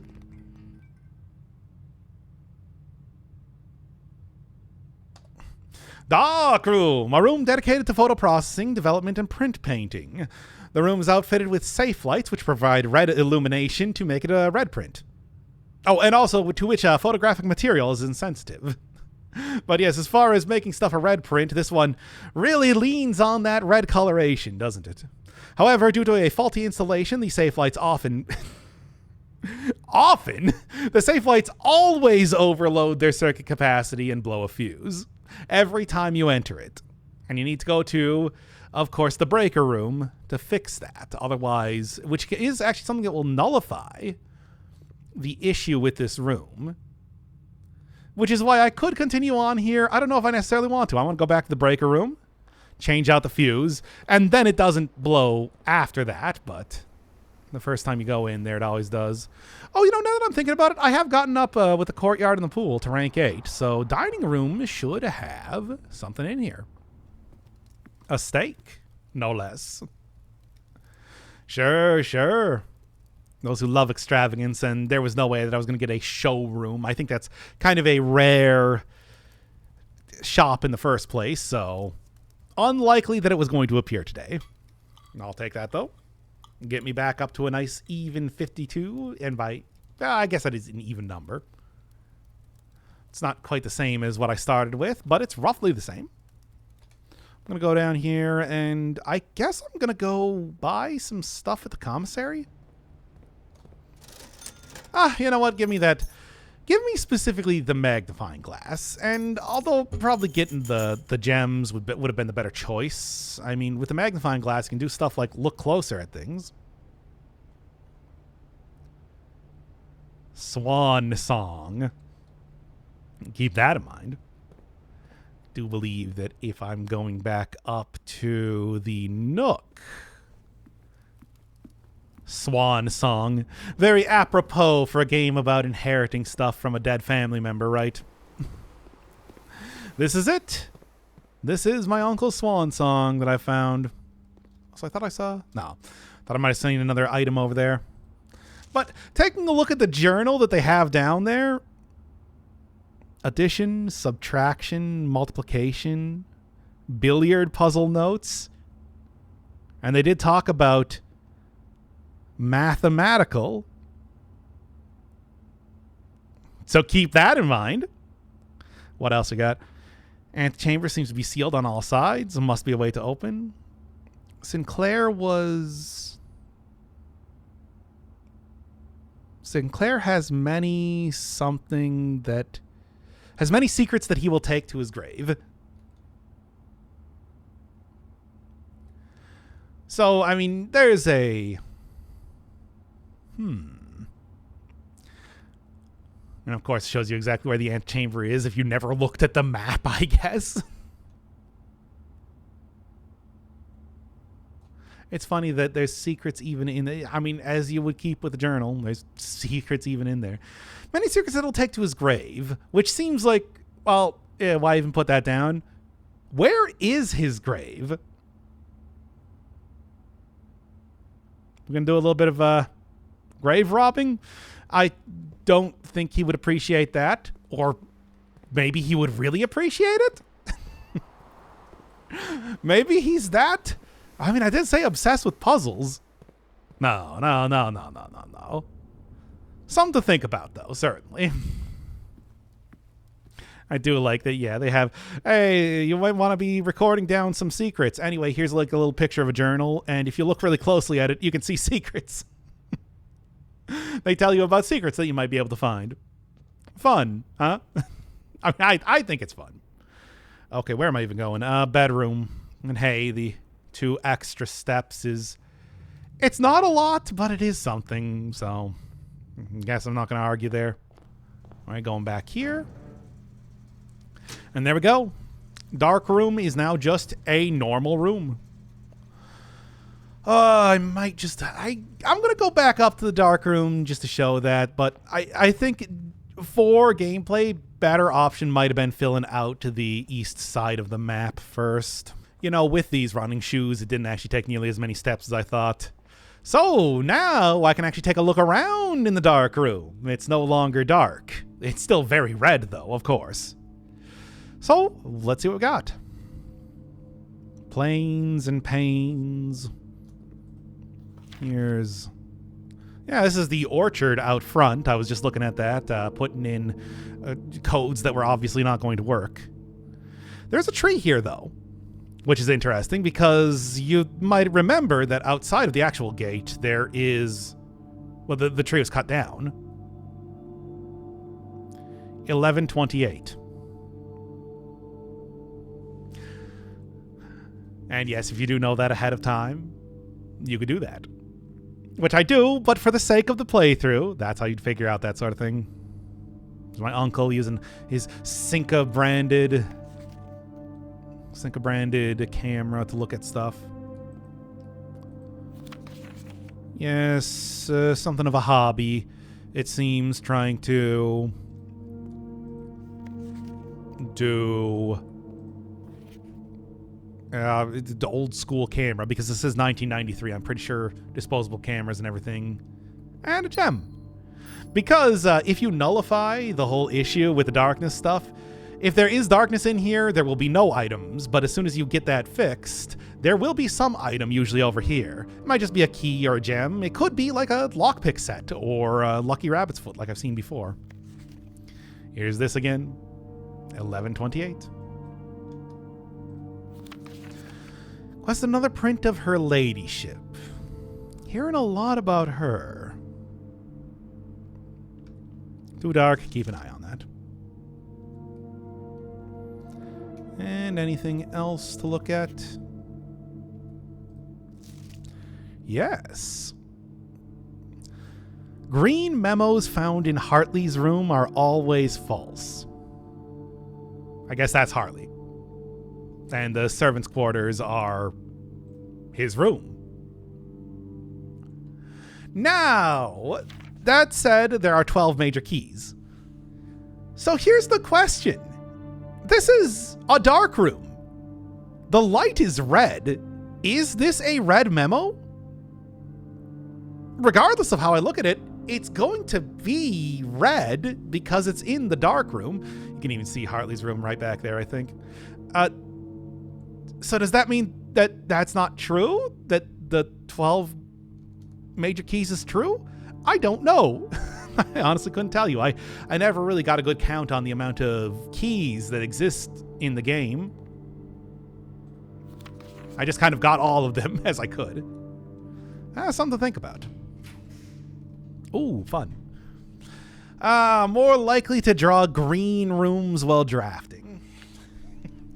And funny enough, right next to the furnace, more likely to draw red rooms while drafting. I think I would much rather have. And a kitchen would give me the ability to go a little bit farther. I'm going to take the greenhouse. I like the greenhouse. Often has an item in here. And here it is. First time you enter a green room, and that's even if you've already drafted it. You can use water, of which has 3, to gain a gem. Pretty nice. And even the glass is green, making it, again, very themed like that. Trees found inside will never shade the gems that shine in night and rain. The clue you hold cannot be paid. With gems not coined, so toss away. These sheets you find a worthy trade. And this is the 5th sheet. Strange. Very curious. Of course, spots to dig in. And... wait a second.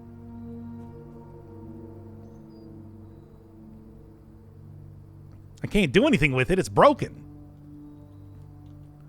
But that would be perfect. The pool's going right up there. So close yet so far, right? Greenhouse. This room is always warm as its glass walls and roof help retain the sun's rays. The gardener, however, should be scolded, for the soil here is dry and the flower beds are devoid of all signs of life. Yeah, they really are. There's a lot of pots that have stuff in, but the actual flower beds themselves are not looking very good. And get another good look at the east side of the house. Like the abandoned boat and the dead tree next to it? What is that about? And honestly, I have played this entire game. I'm really not quite sure what that is about. Something to think about. Slowly rotating industrial fan. All right, this is... Of course, I knew this was in here, but, this is also just a good take anyway. I like green rooms. Green rooms are fun. May have found one of those. Can't do anything with it, but found it. So we got some green rooms here. We do. Aquarium is technically a green room. A sauna and lavatory is going to cut off everything, so I'm going to take the aquarium, of course. And this is also considered, it's considered to be a bedroom as well, which is why I got 5 extra steps there, and it's considered a green room. I'll take that. It's considered a green room for the sake of the watering can too. A lot of fun stuff. And you can see, for example, there's a hallway there in the tank. There's the patio. You can see the grill. All the fish over here too. This is a laundry room, which I know is considered to be a shop. I haven't seen that just yet. Oh, here's the red room, the archives, which I also haven't seen that. Big old tuna in here. Here's a bedroom, which is a bedroom. It's the bedroom. So it makes a certain amount of sense. You have one of each colors in each of the tanks. Also themed doors with a little porthole and all that.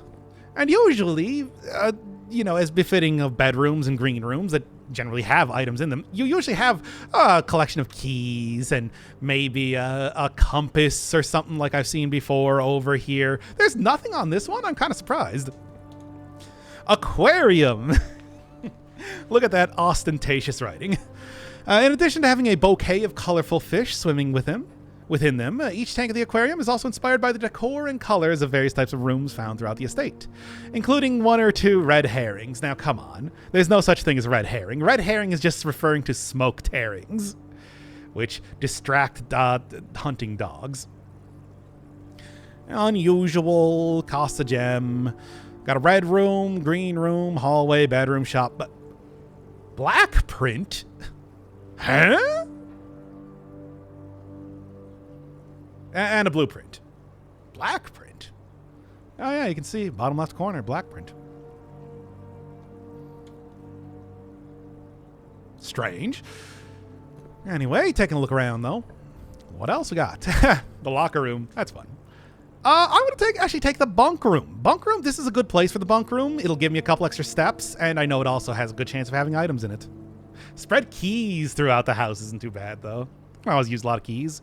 And you might guess that the lockers in the locker room are locked and have stuff in them. So if you get a lot of keys, there's worthwhile stuff there. I'm going to take that bunk room. Like I said, it counts as 2 rooms, so I'm going to get double the benefit from the nursery. And, 2 bananas. Okay, sure. Yes, everything is doubled in this room. There's even 2 black pawns over here. And an Ataria. Atari. Which, nice.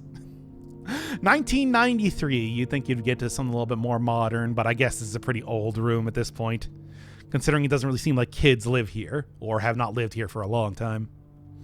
Also, oh yeah, even has his own bunk room in there. Just going right for it.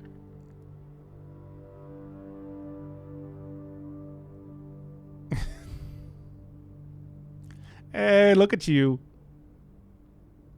Okay, but yes. A lot of other stuff. Camp Colonel over there. Bunk room, which is unique. It's considered a bedroom, dead end. Something about that is, I don't know, it's funny. I don't think any other rooms in the game are quite like this. This one is very unique, even though it doesn't really make that much of a difference. The rustic wooden stacked bunk beds evoke the enticing promise of campfire stories and childhood adventures. This bedroom served as the pillow fort and bedroom to the young Sinclair boys and has remained faithfully unchanged over the years. Well, this is where your uncle, at least as a kid, stayed. And you also get some more info on that, too. Simon. Hey, wait a second. That's my name. I named after my grandfather? Yes. Unless He was actually named after... It's his 14-year-old reincarnation of his brother coming back to steal the estate from his dead brother. No, this is not that sort of game. This game may have some fantastical elements. Just look at how the house works. But not that sort of it's not that sort of game. This is a lot more murder mystery than it is horror. I would say. Although, obviously, there's no actual murder mystery. It's just the murder mystery style is more how I would... It's got murder mystery vibes, if you will. I threw my airplane in the bushes. Oh, look at you actually being able to leave the house. I have these will executors back here making sure that I can't just jump over gates at every single point.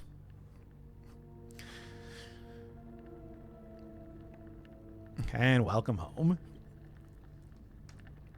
May as well be saying that to me, because I'm gonna get it. It's gonna be my house soon enough. You just wait. What else we got over here? Oh, veranda. And another patio here too. Which, lavatory, it keeps coming in. Veranda's nice, and there's a good chance it'll probably find at least one more. Yeah, you know what? There's a good chance I'll find at least one more green room, too. Do that. Hey, sledgehammer. Nice. Shatter padlocks, unlock trunks. Saving you potentially a lot of keys. But it's potentially a lot of keys. Get a better look at the boat out here. However that even works. I don't know. What do we got? Give me something good. Well, I suppose there is something over here to be said about that. I'll take the gymnasium. Because, like I said, you want to have the room closed on the gymnasium because... Hey, you don't lose the 2 steps, sort of the opposite of the bedroom when you walk into here. And that is pretty nice. Completely nullifies the issue with this, making it a 2-exit room that you don't have to pay for at all. Still very red. Extraordinarily red, though. I don't know what the deal is. Is exercise really deserving of being a red room? I guess according to your uncle. Yeah, Simon just can't, unless you turn the lights out, Simon just cannot resist the urge to hoople. He's a real mott. Gymnasium, a half court intended for basketball and racquetball, which is seldom used by anyone apart from the junior staff during their lunch hour, and Simon whenever he walks into it, unless lights are off. At least they did before Mrs. Babbage disallowed the practice after noticing how worn out the staff members were after a game. 2 steps of worn out. Always hoopling. All right, what else do we have in here? Sauna, locker rooms. Well, I suppose I should just take the sauna then, because it seems as though I'm not going to be able to get much else out here now. Well, do get a gem in here. It's also just a nice... hey, sauna's nice. I can go end the room in the sauna. Or end the day in the sauna here. So, maybe. I mean, that's pleasant. I don't know if it's particularly useful. Oh, so close yet so far. If only that wasn't broken in the greenhouse. Could have just gone right back up to the pool. But I do think that is, a halfway decent run on this one. Very, very close to getting into the antechamber. But there are still 2 other ways to do that. And a 4th way that I might need to figure out. So what do we got for this one? Wait. I just actually realized, wait, hold up. Do not, in fact, end the day yet. Because I just remembered that I got a code for the padlock on the outside. Let's go do that right now. Maybe a little bit more worthwhile use of my steps than just ending it in the sauna, because I feel like ending the run in the sauna. Maybe. I do think that... Yeah, there's also nothing really much else. Got so cut off from the west side of here. A shame, because I think greenhouse could have really given me a good amount of stuff if I could have just gotten to the edges. But hey, we've seen a couple more.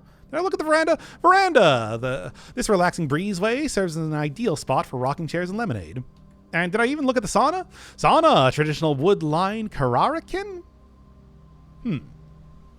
Another name of stuff, lore that we're getting here.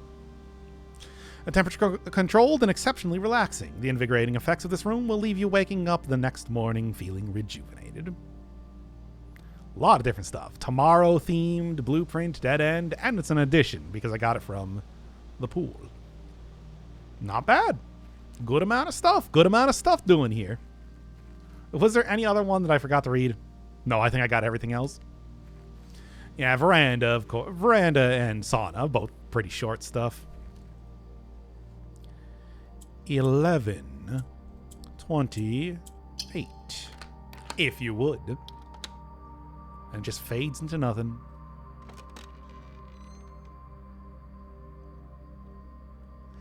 The apple orchard has been permanently unlocked and added to your campsite.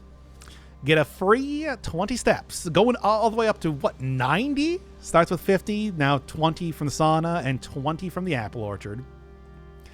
Starts me out in a very good position for day 3. And let's also take a look inside, too. Because I think this is interesting to look at just by itself. For picking apples. Got a sundial over here, which I do not think works. Feels like that's an oversight.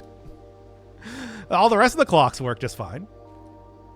Taking a look around. Whatever that is. Gardener's logbook. Starting about last year.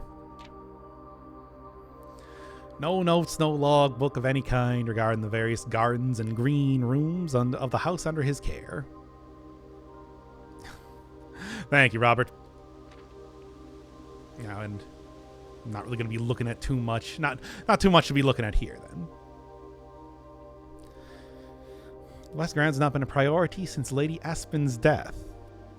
The ensuing closure of the West Wing.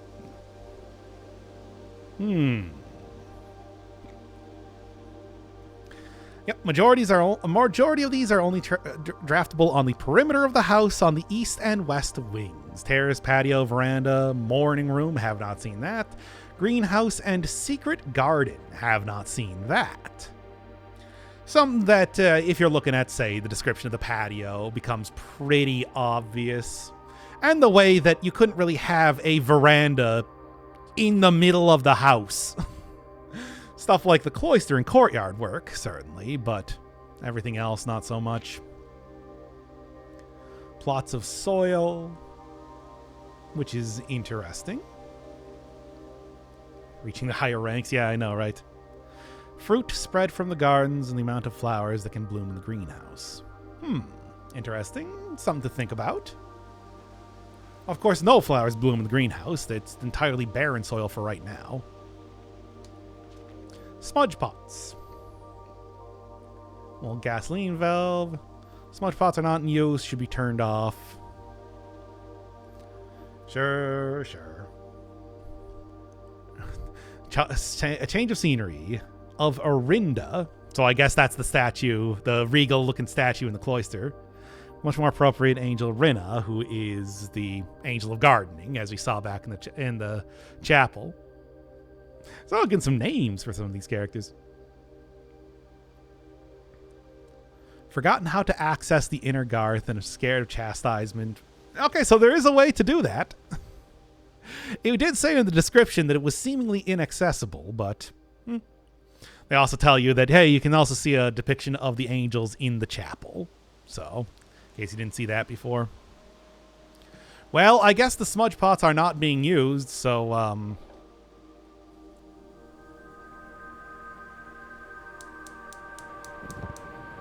Yeah?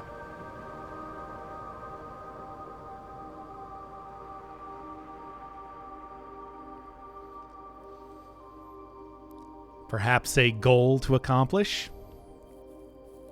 Perhaps. But that will be the next day. Now, what do you got for me? What's my house this time?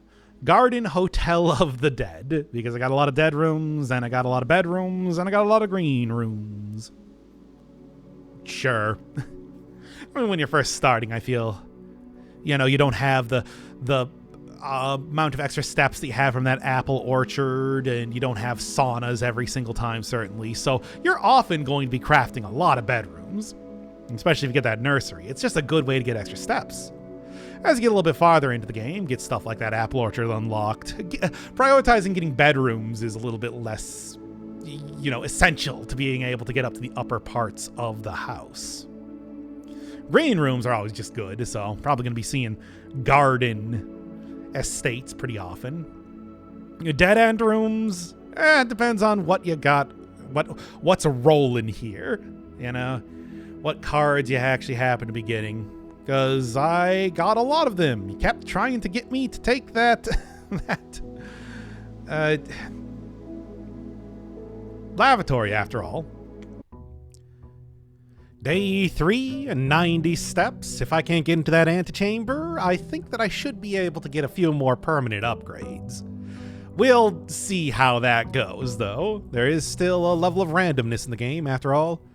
And you can see the apple orchard in the permanent additions does clearly have space for a couple more before it. All right, let's jump right in here. And on day 3, I'm starting to wonder, closet, sure.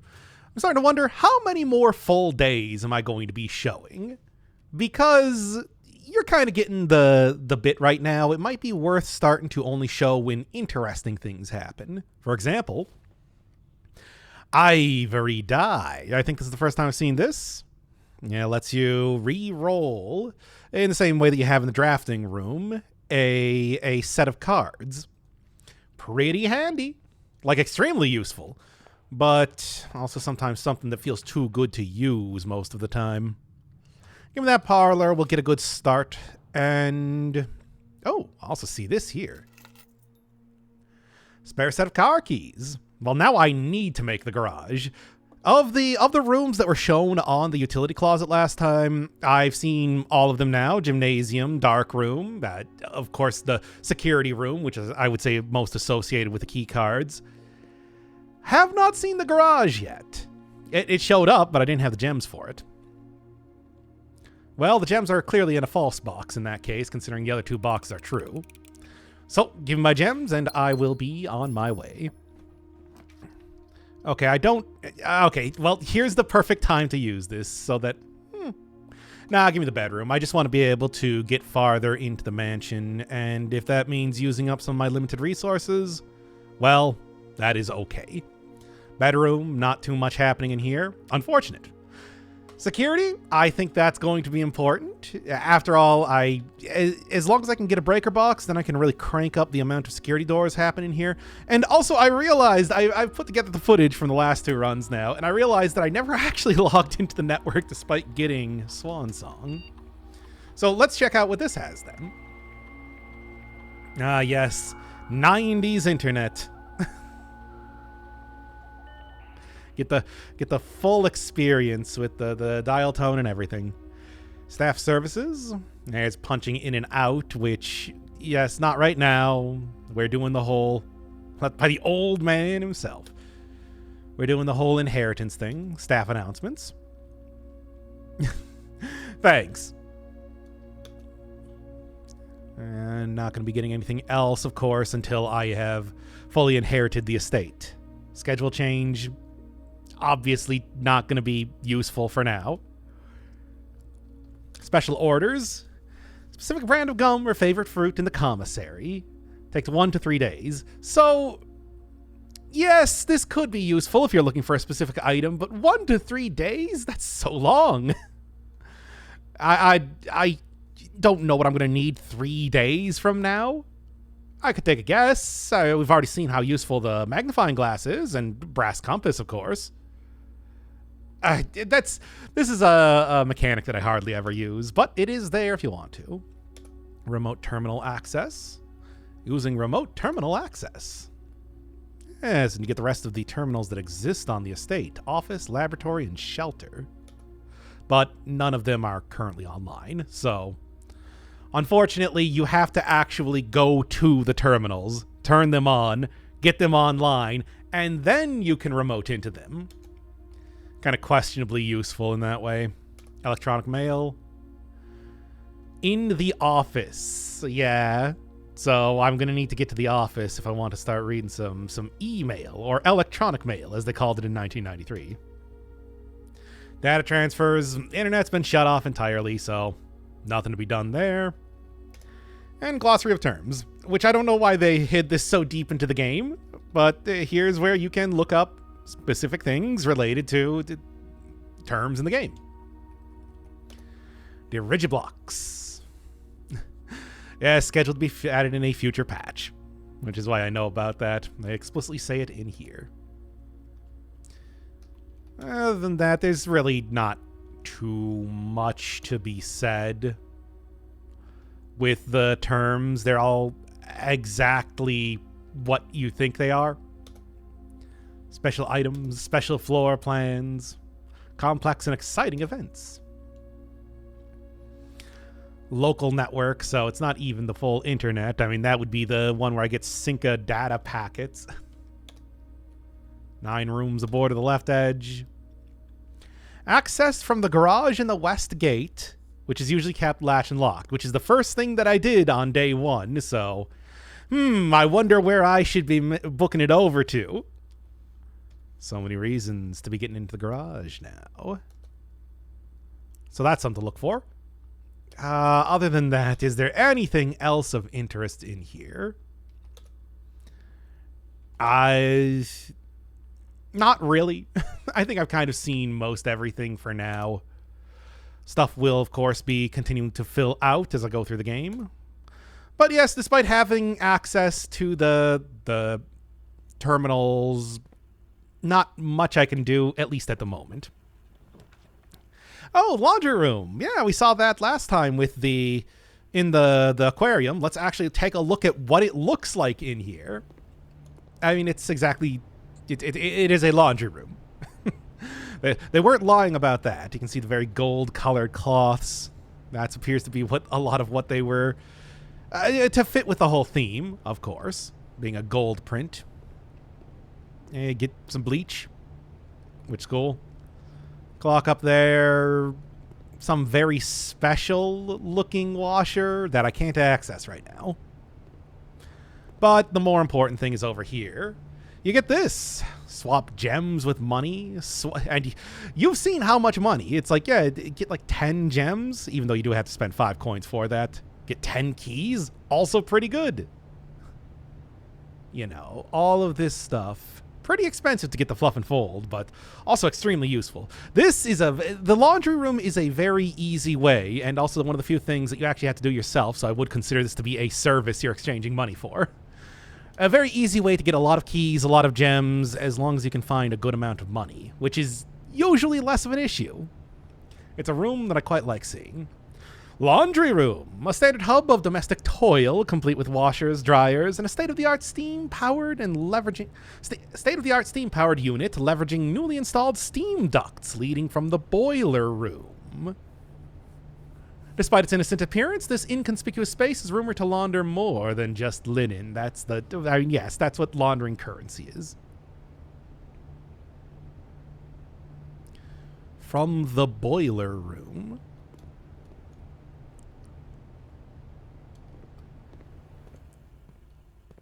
And if you're looking up at the ceiling, this took me so long to figure out the first time that I was playing the game. But yeah, if you look up at the ceiling, you'll see that some rooms have ducts in them. Ducts that will allow you to, say, power up super powerful washing machines. Keep that in mind for the future. So if I see the boiler room, well, I should be looking for that. I'd love to have the observatory. Saw that last time, couldn't take it. Well, I had something else I wanted to take, but stars, meta currency, very useful, and more likely to draw red rooms. Oh yeah, that's what I want. No, we will take the guest bedroom on this one. I'll take a few extra steps, not that I'm really hurting on that, but some item, which, hey, gems are good. So keep a lookout for ducts around. It's thankfully very easy to figure out when they're appearing. If I do see the boiler room, I will absolutely be taking that as well. Okay, obviously we're taking the den because otherwise day's over right now. Not quite how I wanted to end day 3. Just with 5 rooms in total, right? Bunk room, you know what? Get it out of here. I don't want to deal with the bunk room anymore. I'll do that. I'll take double keys. Sounds good. And then we will move on to corridor, I suppose. Utility closet, obviously, has use. I already have the security room, but I need to be able to continue moving. I don't think it's really worth taking a passageway for that. It's so expensive. Hallway? Sure. Chain together hallways is, of course, a good way to open up the entire area. Terrace. Green rooms do not cost gems to draft. Okay, so if I wanted to get as many areas to go to as possible, West Wing hallways feels like a good choice. Terrace is, I mean, that can have some good payoff in the future. No, I'm going to take the West Wing hallway. Don't just completely eliminate the cost. And I think almost every one of the green rooms has a cost like that. Give me that utility closet. And yes, we do have the garage in here, so let's turn that on right now. And then turn that off, turn you off. Wait, did I don't think I messed with the keycard settings. Well, I have 90 steps. I can go and run back over there, simple enough. All right. Let's flip this all into high gear, set up the thing, and then let's go get back over to the west side. Now then. Well, there's the garage. Obviously, this is the time to take it. And walking in here, you can see it has ducts as well. So you can use the boiler room to power the garage door if you so care. Or you can just go get, you know, the breaker box, which is right over there.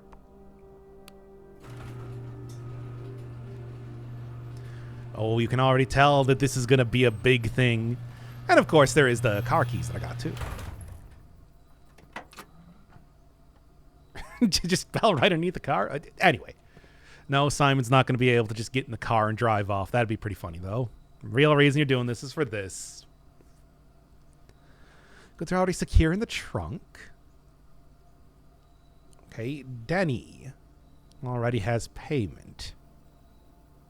Maybe hearing a little bit more about Denny soon enough.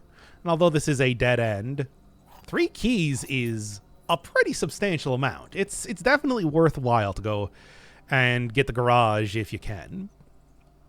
Well, over here, same thing. Use those keys, and this time it just falls out of sight so you don't see the keys disappearing. Apparently Denny was doing a little bit of rum running. Making moonshine. More interesting, though. Upgrade disc. Permanently upgrade one of your floor plans. Oh, yes. Now that is the sort of permanent upgrade you like seeing. Because you can get some good stuff there. The idea that I was able to find the car keys, the garage, get so many hints on the garage all in a row is kind of funny. I didn't really expect that, but sometimes how the game goes, right? Third time. Been gone when these services were required. Well, I think we know exactly what he's been doing. Okay, obviously, most important thing right now is going out the west path. Which is, you know, a pretty nice little path to run down.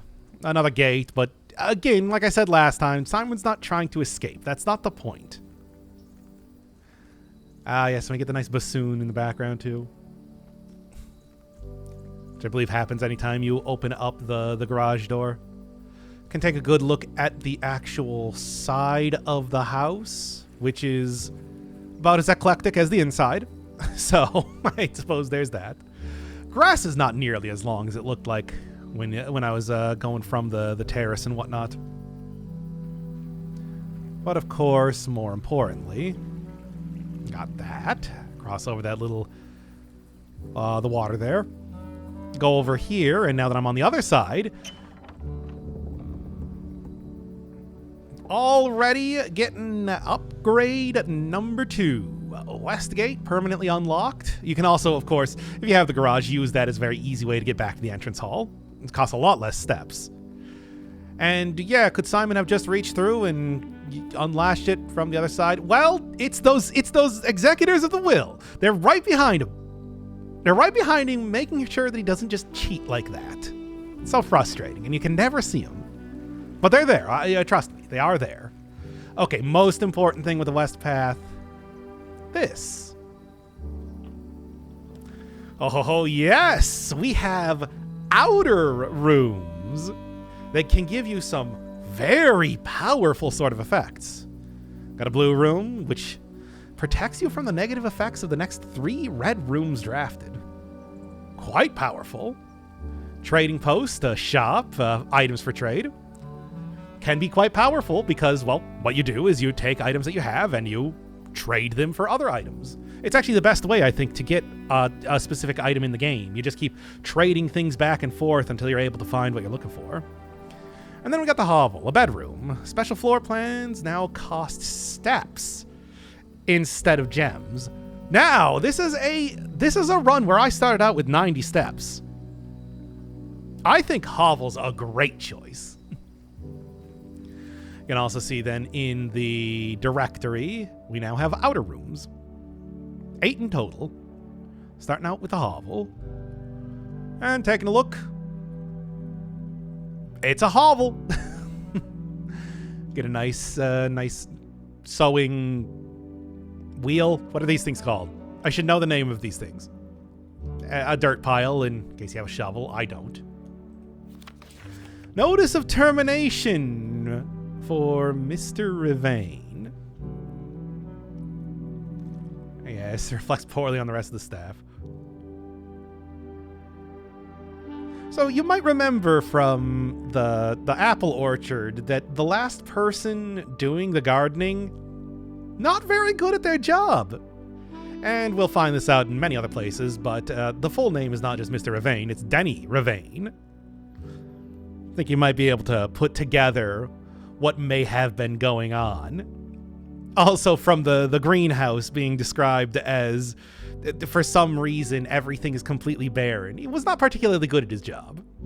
I guess because he had other concerns. Aha! Also a good reason to get the hovel as well. That's 2 of them. Why am I doing this? I don't know, but certainly there's going to be some payoff. Lighting up torches like that, maybe the most video game. I mean, there's a lot of very video game things in this video game. That's even more so. Looking over at the bed then, too. Oh, boy, oh, boy, oh, boy. Well, you remember the Nook memo that I was looking at before? We do know what those colors mean for that. 45 times 2 is 90. Divided by 9 is 10 times 2. Or is it 4 and 4 plus 5? I don't even remember. This is all things to be looking at later. But then he was also looking for room 46, which is interesting. And, well, filling out the entire mansion does not do it. So, as you would kind of expect, we've seen enough things to indicate exactly what I need to do with the antechamber and the like. It's pretty clear. The actual goal is very clearly forming at this point. Okay, so to actually use one of these floppy disks, the upgrade disks, I need to use it at a computer. So, go right back to the security. Let's see what we got. The Boudoir. It's an interesting one. So what do we got? +1 gem, not bad. +2 ivory dye. I actually kind of like that. That lets you have that many more ability to re-roll rooms, and that just shows up every time that I get a boudoir, which is, you know, there's good bedroom synergy and everything like that that already exists. Or I can now have 3 apples in there. I like the weird choices, so I'm actually going to take the 3 apples. Because that does work with it having extra steps and everything. Now, unlike a lot of other upgrades for stuff, nothing really changes too much in the boudoir, except that you now have these items. There's not really too much to be said about it. Some other of the upgrade discs will do a lot more varied and weirder things, even changing up what the area looks like and changing its description. When I see those, I will point those out, but I don't really think that's worth showing you. Oh yes, and right where you would see 3 apples, you now see 2 die. It's not quite as interesting. I am feeling quite good with how this run is going so far. Let's see if it gets immediately cut off by getting 3 dead hens. Oh, close. Okay, give me that dark room. As we've seen, I got the steps for it. It is a little bit worrying, though, I'll be honest. It is a little bit worrying, though, thinking about... I kind of need this to go upwards, otherwise I am stuck. I've still made great progress, but I'm stuck. Turn that back on, and now I have no reason to come back to the utility closet. That kind of covers everything that it can possibly do. And what do we got in here? Of course. Well, that's funny, but not very useful. I've already had that dealt with, so come on, give me something a little bit better. Oh, weight room's pretty rough, I think it goes without saying, but let's go over to the pantry. Oh, also, I just realized right now. Garage! Entering and exiting out the west-facing private drive. The garage serves as a more practical and formal entrance onto the estate. A dead end in quotation marks. And then did I look at the hovel? Now I have an outer room area, in case you were wondering what this section of the pause screen was supposed to be for. Hovel, a squalid dwelling on the edge of the estate belonging to one of the groundskeepers. Obviously, this one's a dead end. It's an outer room. I believe all the outer rooms are dead ends. You're not really going to be going too much farther into the little hill over there, after all. I got to be remembering to look at those. Banan. Mun. Give me something good. Okay. 6 steps is quite a bit, of course, but I think this is about the point in time that I want to grab this. Take a look at the passageway. Ducts in here. I hope I can find the boiler room. I would really like to start messing around with that because powering up things can be quite fun. I mean, it can be as simple as opening up a garage door or getting super laundry. Come on. You know I want that super laundry. Not too much to be said about the passageway. It's a very utilitarian type of room. A lot of exits. Not too much fanciness. Passageway, a long, cramped series of unfinished passages used primarily by the servant staff to traverse the estate quickly. A description befitting of pretty much every one of the hallways. Laboratory, all right. Yes, absolutely. We've seen a little bit on the laboratory before. That it is, well, it has its own terminal in here, which I know is right here. And it's, of course, just an interesting room by itself, including more ducts. And more hints on that. Requires additional power piped in from the boiler room. Well, now I really want to get the boiler room. So whatever this is, not going to be able to do much of anything with it for the time being. Still, the plot is thickening like a good pudding. Looking around here otherwise, we got some very obvious. I mean, look, it even has an arrow pointing over to it, so you know that's going to be important. A lot of science going on here. Including yarn strings to show that these dotted lines on a hexagonal... What is this paper even supposed to be? Over to whatever this is. Look, there's science going on here. Look around. We got microscopes. We've got whatever that is. Got little weights, classic type of weights. Heating and cooling curves. Yeah. Oh yeah, look at all these flask test tubes, an Erlenmeyer flask. Oh yes. Science is happening in here. Unquestionably. Go over at the Cinca Labs to assist more. Moore, you might notice, I believe it was Randolph Moore, is I guess the head laboratory worker? What is the Baron doing in here? What was he doing in here? Who knows? But anyway, looking back at this,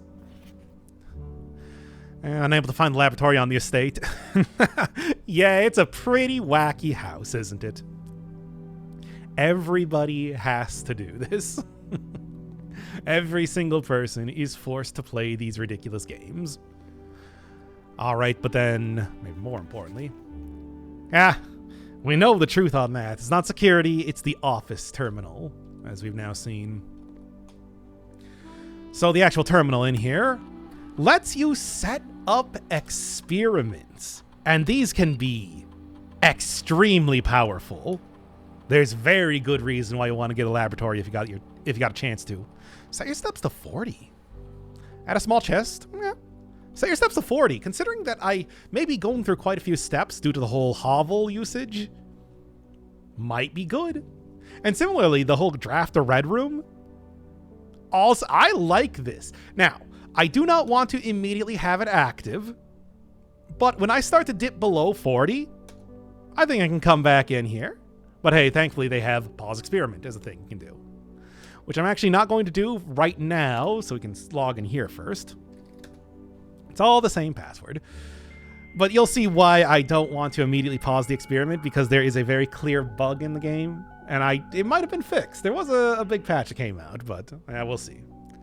It's mostly the same thing as usual. But hey, I mean, it's kind of fun. You can see that now I can also log into the security terminal. Doesn't really matter, but I can. All right. So, back in here. I will pause the experiment for now. And then I will get that active again when I feel like I'm going to start to need it. Oh, did they fix it? I think they actually fixed that bug.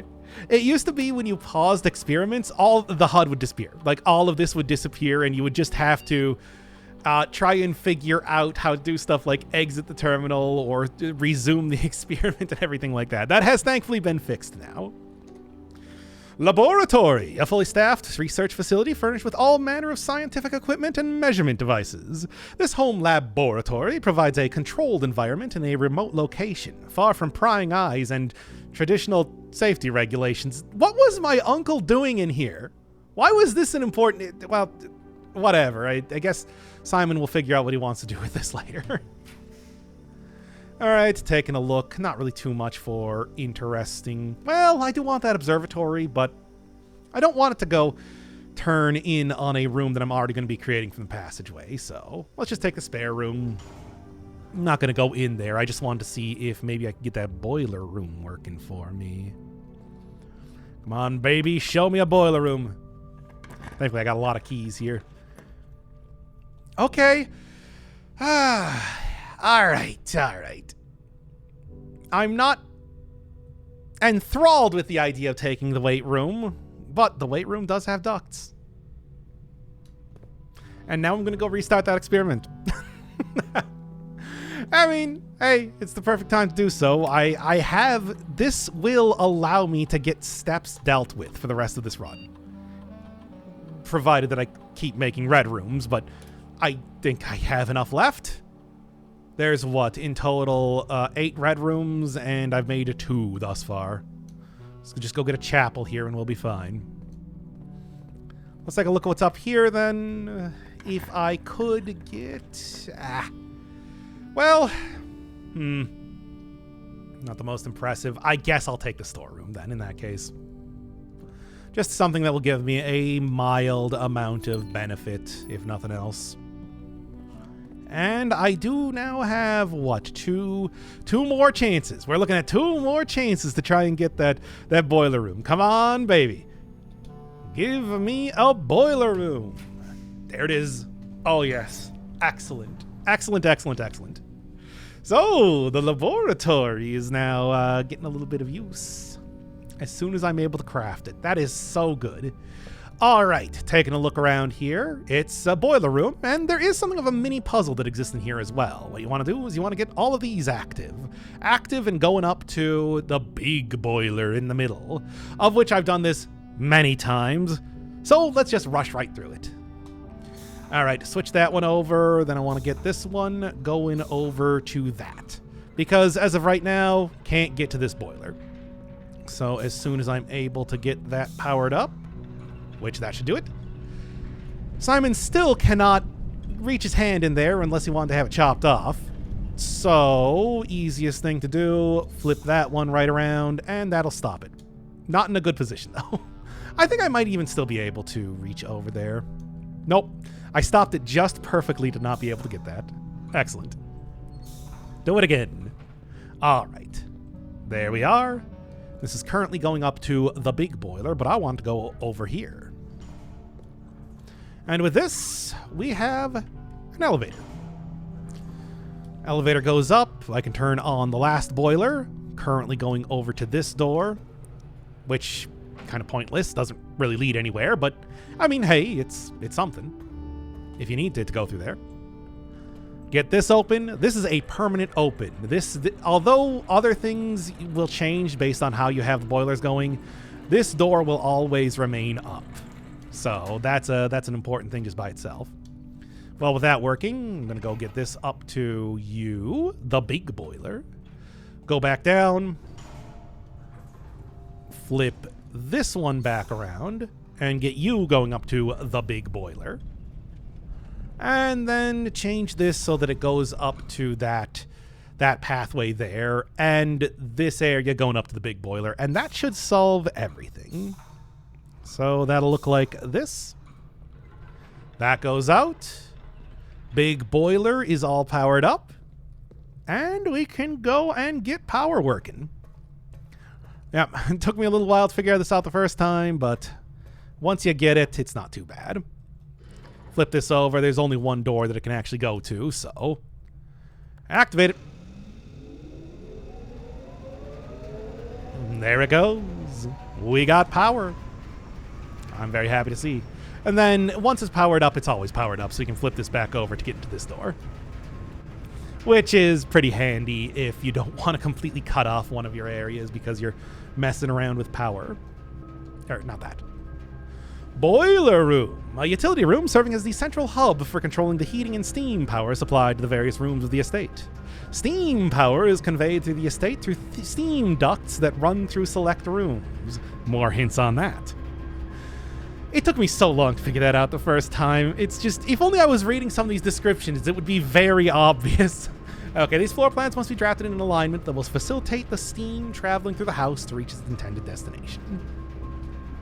Boiler Room's a good one. It's a good one, and you'll love to see it. Even have its own little track, which, as I said before, with the very weird way that sound works in this game, I never know if it's actually playing or not. Back to the laboratory. The laboratorium. Okay, we got power. And again, I can go and mess around with this as much as I want. So we got the power full. Then each time you flip a lever, a certain amount goes down. The arrows over there indicate that it wants to be in a specific location. And forget about all of that. Look at the periodic table of elements. Look at the other periodic table of elements. If you just if you get all of the elements in a row as given here, 1, 2, 3, 4, 5, etc. and so on, well, then you are given the solution. Flip 3 after 9. There. Much easier than trying to figure that out yourself.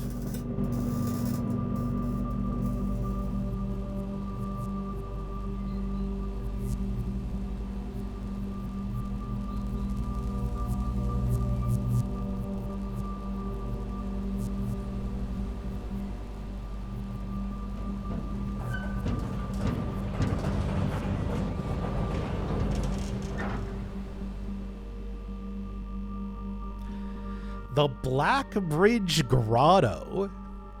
Every day you may access one offline terminal. Oh, yes. And, of course, the Boiler Room music didn't even have the chance to fully play before it was cut off by the Blackbrige Grotto theme. So, yeah, going into this then, if I actually exit right now, can now see that I have 3 different permanent editions. What a great run so far. I am so happy that this one's going so well. Maybe I can even get something else in the weight room for the Boiler Room to work with. Wouldn't be opposed to it. Okay, but yes, now Swan Song has some real value. Get me in here because now I can go and access one of the other terminals. Now, those ones are the shelter and the office. And, okay, the office to read email feels like... I'm actually going to exit out of this because I'm thinking about it right now. The office to read email seems like the most obvious, but I know very well that... Well, I'm actually going to want to go into the shelter. Let's leave that, though, for a little bit and continue around to see if there's anything else I can get. Maybe try and get my steps to be a little bit higher by crafting a red room or something, because I could definitely use those extra steps at this point. In fact, chapel sounds great. Lose 5 steps. Set to 40. Ah, very nice. Very, very nice. Oh, this is fun. We got some stuff going on here. All right, taking a look around. Otherwise, oh, there's the lavatory. There is an actual point for me taking the lavatory. I'm obviously not going to do that, though. Oh, lavatory. Hey, did you say that you were looking for a red room? Not right now, lavatory. You can come back later. Okay, what else? Hey, there's a boudoir. Oh, coat check. Now, that's a very powerful room. I don't have any items that I really want to save right now. Maybe the grab out the key card. Well, let's take the boudoir and see what the apples look like. Well, they all just kind of appear here. For whatever that's worth, of course. Oh, gymnasium. Excellent place to appear as well. Because that will just re-up all of my steps yet again. Oh, it's all very nice. Great hall. Okay, great hall so that I can actually get up to the antechamber, I think is going to be the one that I want to take. Have I looked at this one yet? I don't even remember. Well, I suppose now's a good time. So, yes, now I have that access. Not that I think I'm going to be able to get in there, because I know that the place that goes there is, of course, well, the greenhouse, which requires me to try and fix a lever. Kind of a difficult thing to do. Other than that, it's a hallway with a lot of doors. Every one of the doors is locked. Great hall, a room of many doors and even more choices. The Great Hall is unquestionably the largest hallway of the house, but also the least useful, for the doors lining its walls are always locked. Perhaps for a reason. Maybe, but it'll definitely be something to think about for the future. Observatory? I mean, let's take the observatory. Yeah, I'm not too worried about steps with the way that I have everything working right now. To start with. And we can also see stars. Upper left corner, I now have 1 star. And that is a permanent currency. Every time you get one, it does not reset when you end the day. If you got one, you got one. Other than that, we of course do have, well, the big telescope, as you would expect from this. And what do you actually do with stars? Well, thankfully there's this helpful book by Bird and Sons right over here. 1809 Fenaries. Right, a complete star base, list of constellations, and observed effects. So, starting out, I get 1 gold. Wow!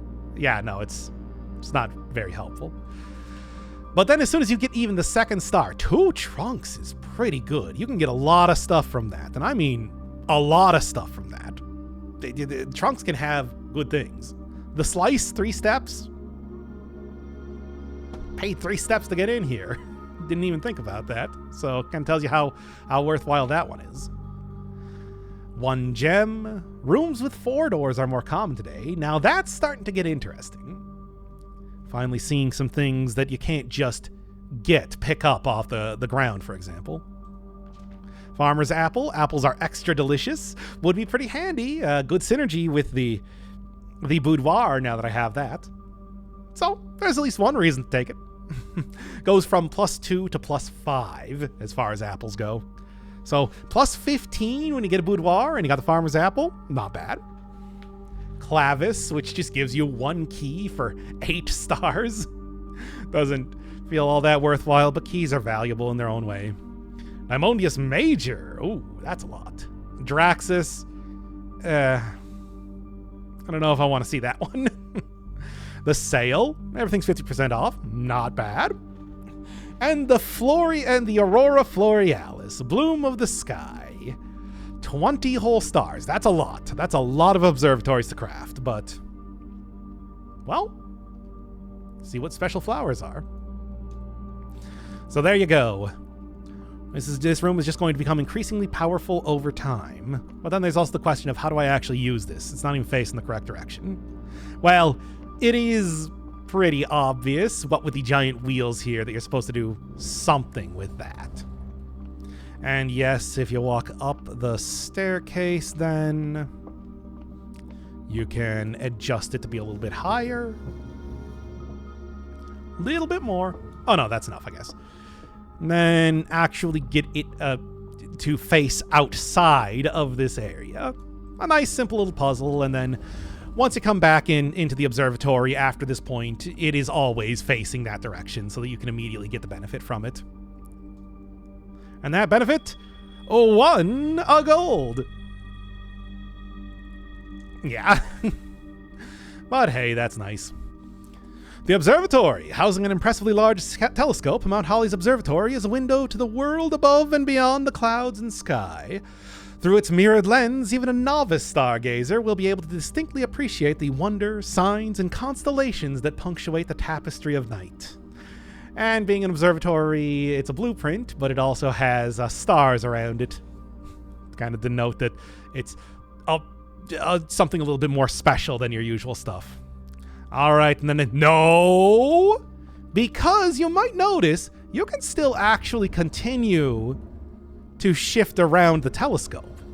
Although, yes, it automatically solves itself from this point and everything. There's more you can do in here. This is another one of those things that took me a very long time the first time I was playing the game to figure out. If you look up there, there's actually a hatch. And if I just adjust it a little bit more, then... one more. I can open up that hatch, getting me the first secret floor plan of the game, the Planetarium. Gain 2 stars if you call it a day inside of the Planetarium. So that's an easy way to get a lot of extra stars very quickly. Of course, you need to realize that it is even possible to find this in the first place, which, like I said, took me a while. This was not a quick get for me. Absolutely. And although it might seem like maybe it's not worthwhile to add more dead ends to my floor plans, well, we are going for 100% anyway, so might as well, right? Can even go take a look. Now I have found floor plans in here. There's one of them. Let's see if we happen to see it on this run. Starting to really fill out the floor plans. Only got one missing of the weird ones. The secret ones. I mean, the fact that just like a single little hill right outside of the estate also has the ability to draft floor plans. I guess there's probably plenty of places where you could, say, set up drafting floor plans for a small closet so that it just happens to be whatever closet you need. Probably not. I would guess that in this universe, most people don't tend to make entire houses like this, but are much more picky and choosy with how they do that. This one is just clearly an exception because your uncle loves puzzles. and loves wandering around in an ever-changing maze of a... Oh, there's a planetarium right there. Oh, I don't really... I would kind of like to continue on here, but I guess I have little choice now, do I? Might be able to get there from... give me the planetarium, I suppose. It's not like getting over to the other place is going to help me out too much. So, it is a planetarium, as it looks like. A bunch of little... I like that even in a small amount of space they were given, they still managed to fit this many chairs in. I also have a note telling you exactly what you're going to get for each amount of stars that you have. Of course, going up to... A lot of them are very predictable. It's going to be, well, the amount that you get. But then, when you start to get more than one at a time, you can see. First appearance of Dimonius Minor and Major. 7 different constellations. 50 new constellations spotted. Keep that in mind, that when I hit 50, something different is going to happen. Planetarium, a circular theater featuring a dome-shaped projection screen upon which scenes of stars and galaxies allow viewers to experience the splendor of the heavens. And if I can, I am going to be ending the day in there just to really maximize the amount of stars I get. But we'll see, because, of course, as of right now, I am kind of living on the razor's edge. Let's actually take the apples. I'm living on the razor's edge. Oh, yes. Oh, you know, hey, I know that this one synergizes with the boiler room, which, hey, guess what I got on this estate? Excellent. Don't have to worry nearly as much about steps now. But now I do have to worry about causing my experiment to occur. Well, we'll deal with that when we get there. Now, courtyard. Oh, freezer. Ooh, gimmicky stuff, but really powerful. No, obviously we're choosing the courtyard. Freezer will be something that I will choose at some point, though. Give me that sledgehammer. Sounds good to me. And I still don't have anything to dig up those spots with, so I guess we are continuing on. Nursery, lavatory. I'm not getting the lavatory, of course. Nursery. I mean, it's something. Give me the key right now. I could probably use that more than anything else. Steps are not too much of a concern. Oh, this is a handy place to have this up here, considering that, you can use this to figure out this sort of stuff. Continuing on, though. Boiler room synergy with the dining room. Very nice. Not going to argue with that. You can also see that even getting 3 keys from the... Getting 3 keys from the garage, that went by pretty quickly, didn't it? I only got so much use out of it. I can see everything going through. Whenever you activate a room with this, it'll get extra saturated and show you if there are rooms that have some sort of synergy. Well, obviously we're going to want to go with the Rumpus room, which is fun just by itself, because that means we get to talk to Alzara again to give us some hints on things that are not going to come up for a while.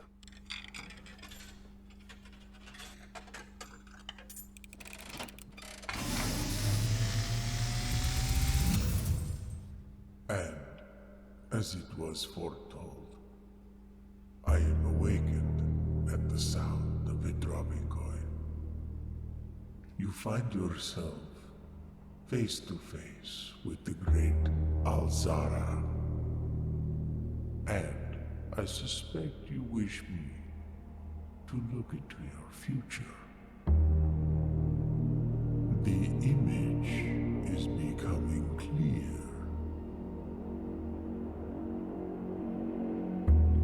I see the darkened cloud of ruin, familiar to us both, now decrepit, run down, and in disrepair. I see 8 red envelopes, resting upon 8 pedestals. And in these 8 envelopes, I see 8 letters penned by 8 different hands. 8 letters of which you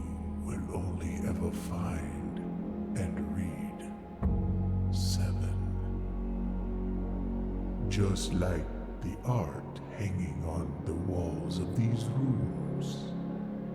There is a letter missing. What you have heard here has been foreseen by the great Al-Zara. Until the dawn of the following day, I will have nothing more to say.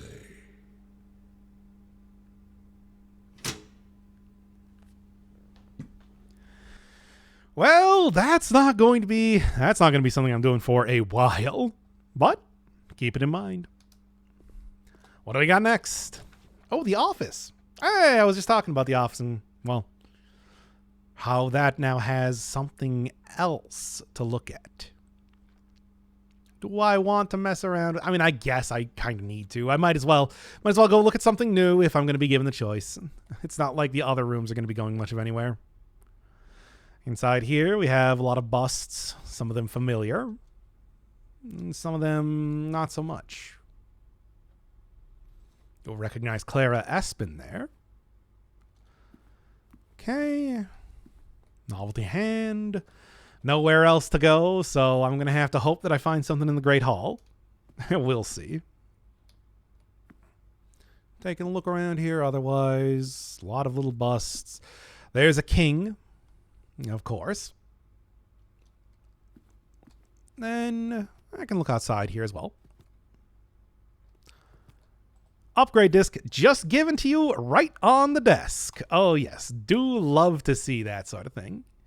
And considering there's also a terminal in here, as we've already seen, that's a good get. It's good to craft this room as soon as you can, just for the permanent upgrade that's lying right here, if nothing else. Antechamber lever in the greenhouse is broken again. I don't think there's enough time to put another work order, so make sure the west and east are operational. Well, kind of knew about that already, so not too much more. Not too much new information.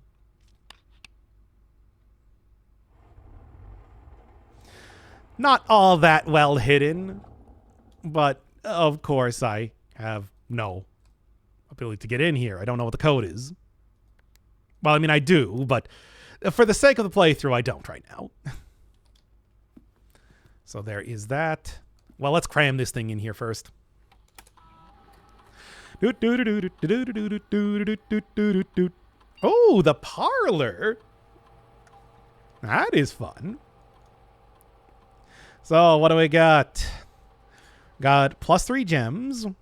I mean, that's good. You know, give you an extra gem for a prize. 2 wind-up keys if you want just to be a little bit easier. Funeral parlor. Transforms it from a blue room into a red room.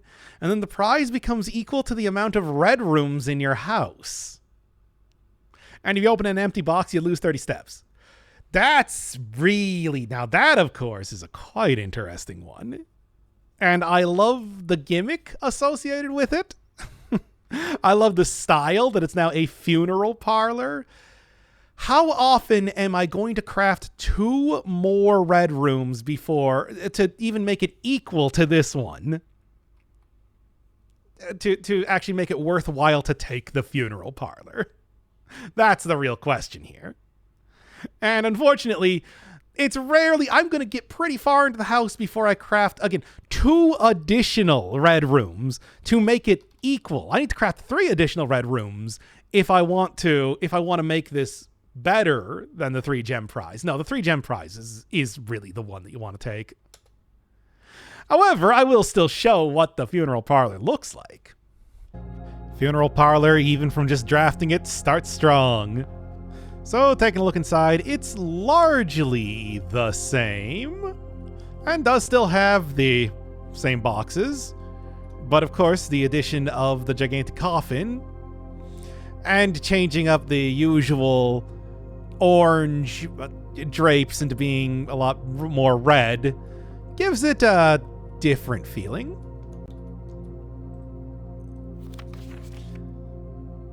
And a little bit of lore as well.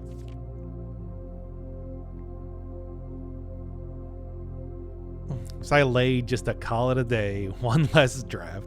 Okay.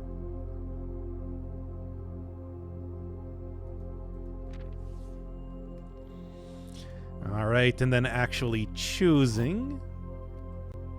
I think this is the same. Yep.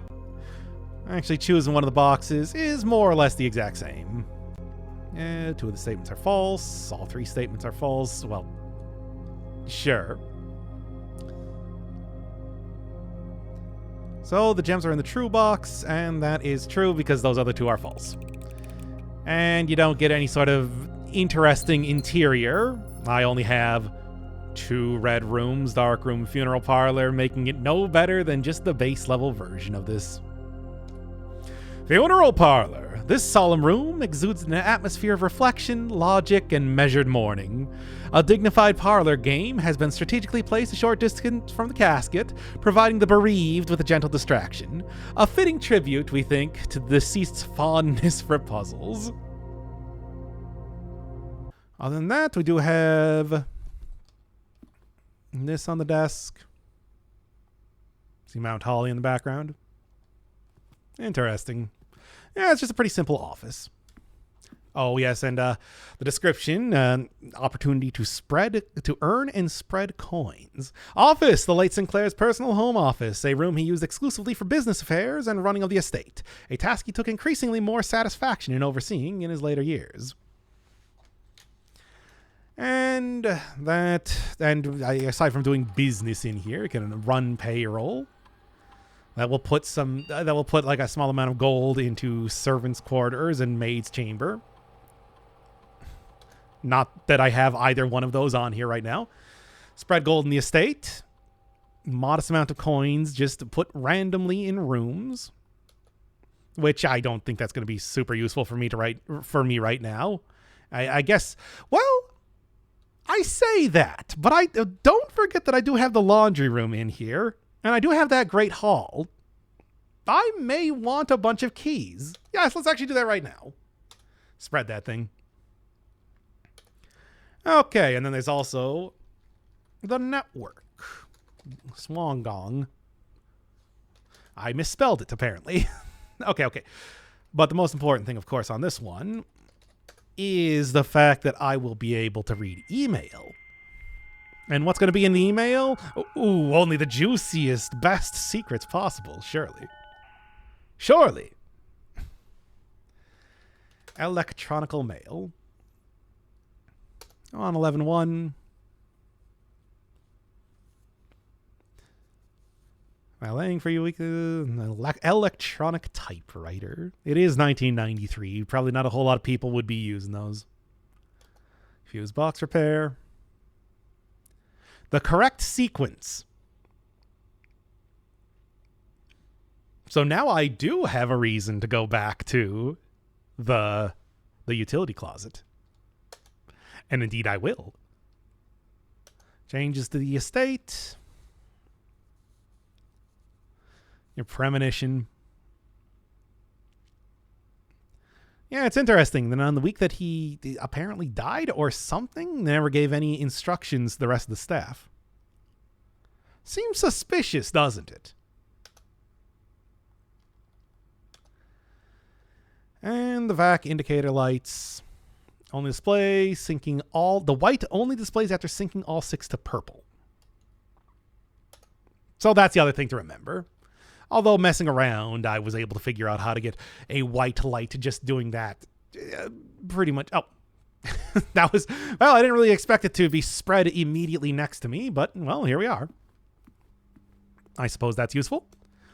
So let's look around here otherwise, see if I can't find a little bit of extra gold hanging about while I am wandering around, just for the sake of, like I said, getting a bunch of keys right now, and using the laundry room, that should be very easy.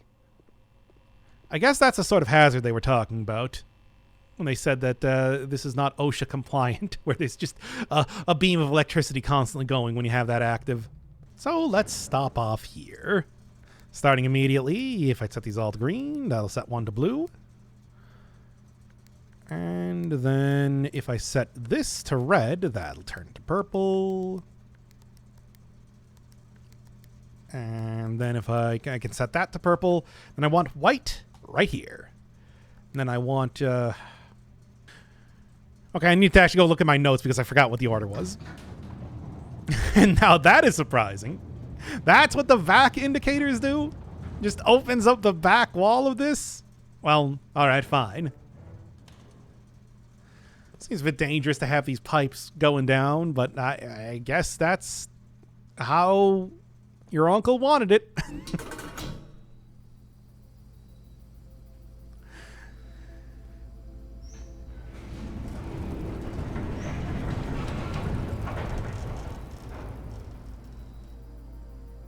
Gemstone Cavern. And now I start every day with 2 gems, 20 extra steps, the ability to log into one of the offline terminals, and an outer room that can change up how the run works.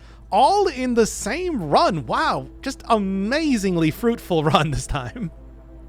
I am genuinely surprised. So much good stuff happening here. This still looks really weird. So this is just, it's so thin. There's this big false wall. Was that really necessary to do? I guess. I guess. I don't know. It doesn't feel like it, but I guess it was. I got the cash. Give me, well, I guess it's only a total of eight coins. Or, yeah, eight keys, I mean. But that's still more than I had, and that should be more than enough to open up everything over in the Great Hall. Back inside the Great Hall, I'm going to just start wildly opening up every one of the doors. Number 1, another upgrade disc. 3 in a row, baby. It's so nice to see. A very good run this time, even though, unfortunately, I never made it into the Antechamber. Yeah, so not every one of these doors has something in it. Sometimes it's just nothing and opens directly into a wall. This one opens up the door, but not really too important right now. This one opens up to a gem, a little bit of money, and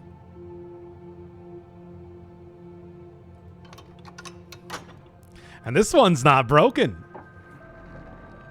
Unfortunately, that's not a very useful position for it. Thanks, Planetarium.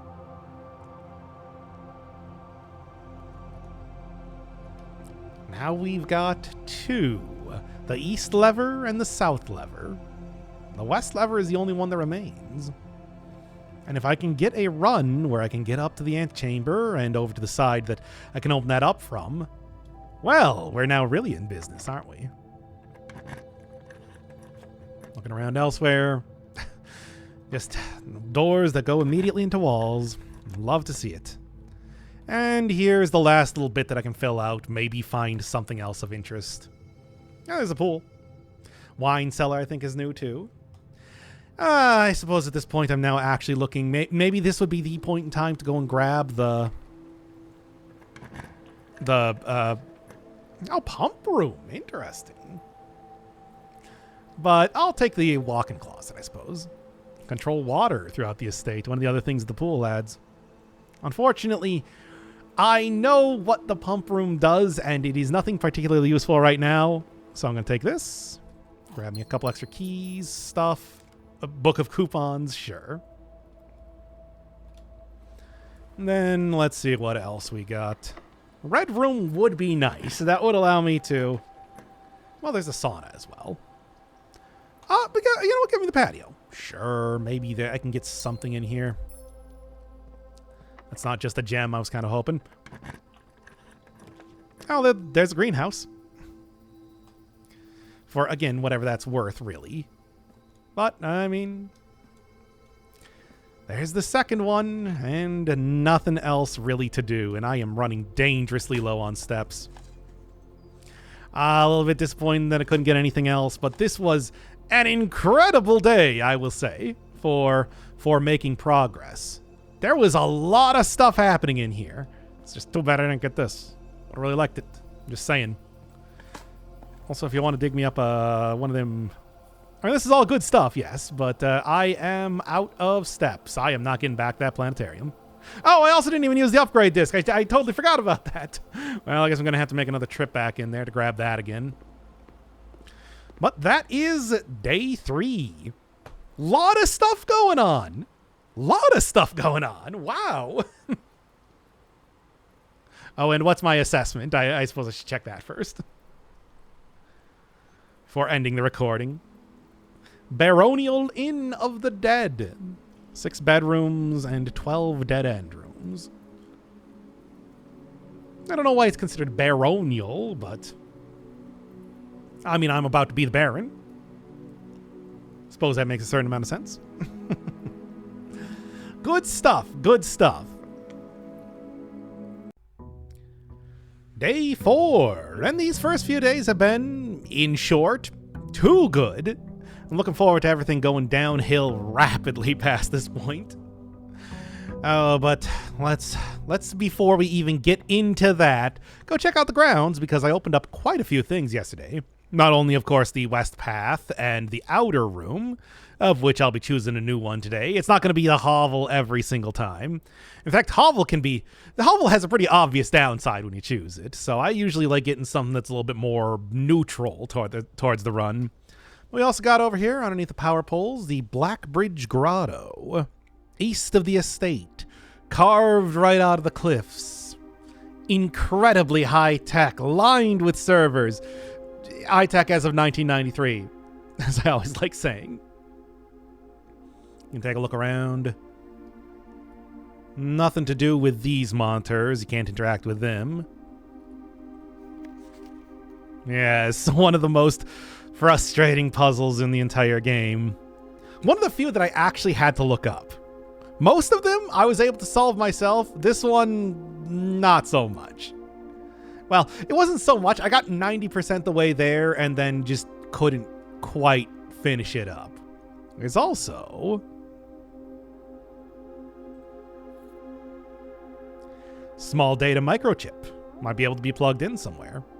Yeah, right here.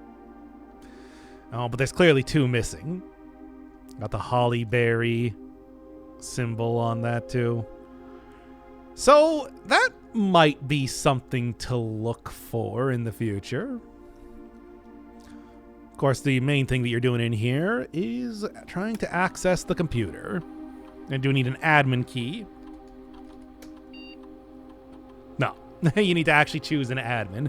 And to get a hint on that, all the way back in Hartley's room, the servants' quarters, had that, he was taken over for, was it Anne or something? Because they were going to be out for the weekend, something like that. And they said that the password was going to be first 4 letters of last name, and then letter of your first name, capitalized start of both.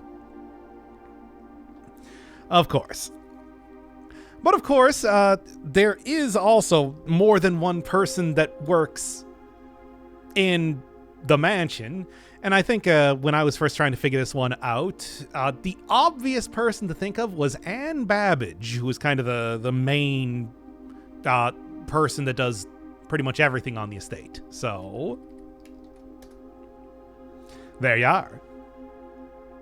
All right, and that is your inn. Use a database, since apparently that's all I got. And then it just tells you what the rest of them are.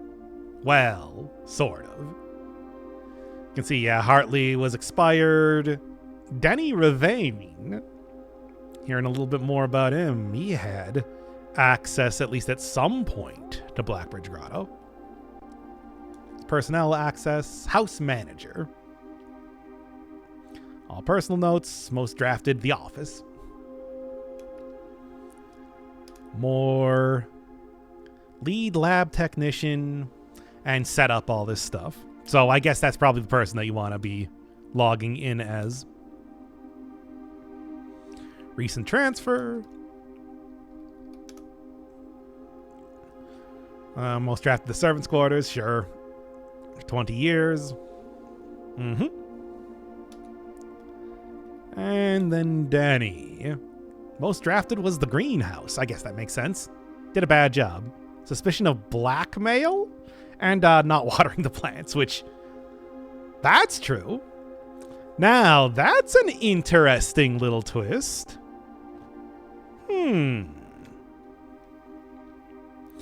May also be worth looking at the greenhouse a little bit closer, too. Hint on that. Then there's 3 additional. How gonna know what those are? Well, let me tell you, with great difficulty. But anyway, let's take a look at the rest of the stuff. Network settings. We got terminal timeout settings. I guess it requires a new connection each time you attempt to log in. I guess just keep everybody logged in. I don't know. I don't know if that actually does anything. I've done that before in other save files, and I feel like it didn't do anything for me. I don't know. Well, anyway, I can also go turn back on email on everything, which is pretty interesting. Might be able to get a little bit more info on why those were turned off in the first place. But anyway, that'll be when I actually draft those rooms, of course. Or decide, I suppose, to use the Blackbrige connection to get into those computers. That seems like kind of a waste just to go read email. Wait, no, I just did that. I was going through the footage where I unlocked the email, and then I realized that I didn't, for the next few days, actually look at the email in any of these places. So instead, I'm just going to do it all right now. In the security office, go log into the network, and right here, we can actually see what's going on. Suspend all camera recordings. So 1987, year we're going to hear a lot about. But there's not just lore in here. There is also some actually useful information, too. Secondary access levers. Yeah, the assumption that you're going on right now is that there's only 3 that exist in the estate. There might be 6. Well, I mean, there is 6, but that's pretty much what we're looking at. Now, where are they? Kind of impossible to say at the moment, but that is something to keep in mind when I'm looking around at stuff. Antechamber lever in the weight room. Well, that's at least helpful to know. Remove or conceal it. And yes, they installed that then in the greenhouse and did a bad job considering it broke. Then one more. So yeah, more reason to go into the weight room then. Well, I mean, aside from just being a pretty handy way to get a lot of extra exits, as long as you have a good amount of steps, or can get a good amount of steps. And it also does work with the ducts, so. The clock tower I haven't even seen yet. The stupid colored memos. What an absurd idea. Why are they doing that? Laboratory emails, and much like the last terminal, these ones are mostly lore at the start and then hints to some very obscure mechanics afterwards. Ominous.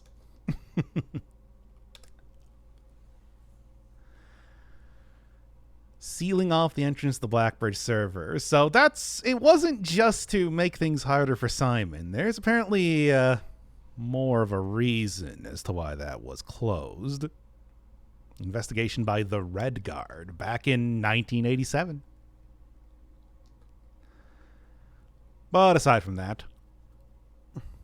freezer access. Yes, there is a note in here that did talk about temperature experimentation going on, and there may be some sort of combination of the freezer and furnace when they're close to each other that will do something.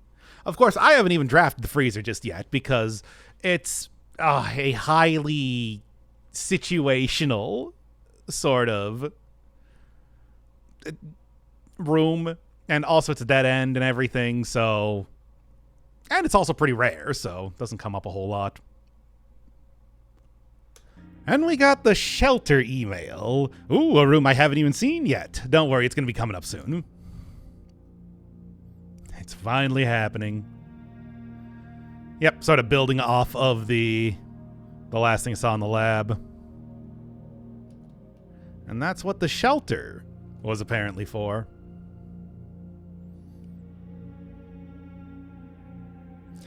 the pump room. So, not only lore, but also more hints on rooms that I'm definitely going to want to check out more. Oh, and I'm only too well aware of that. There's good reason why I have not drafted the pump room yet.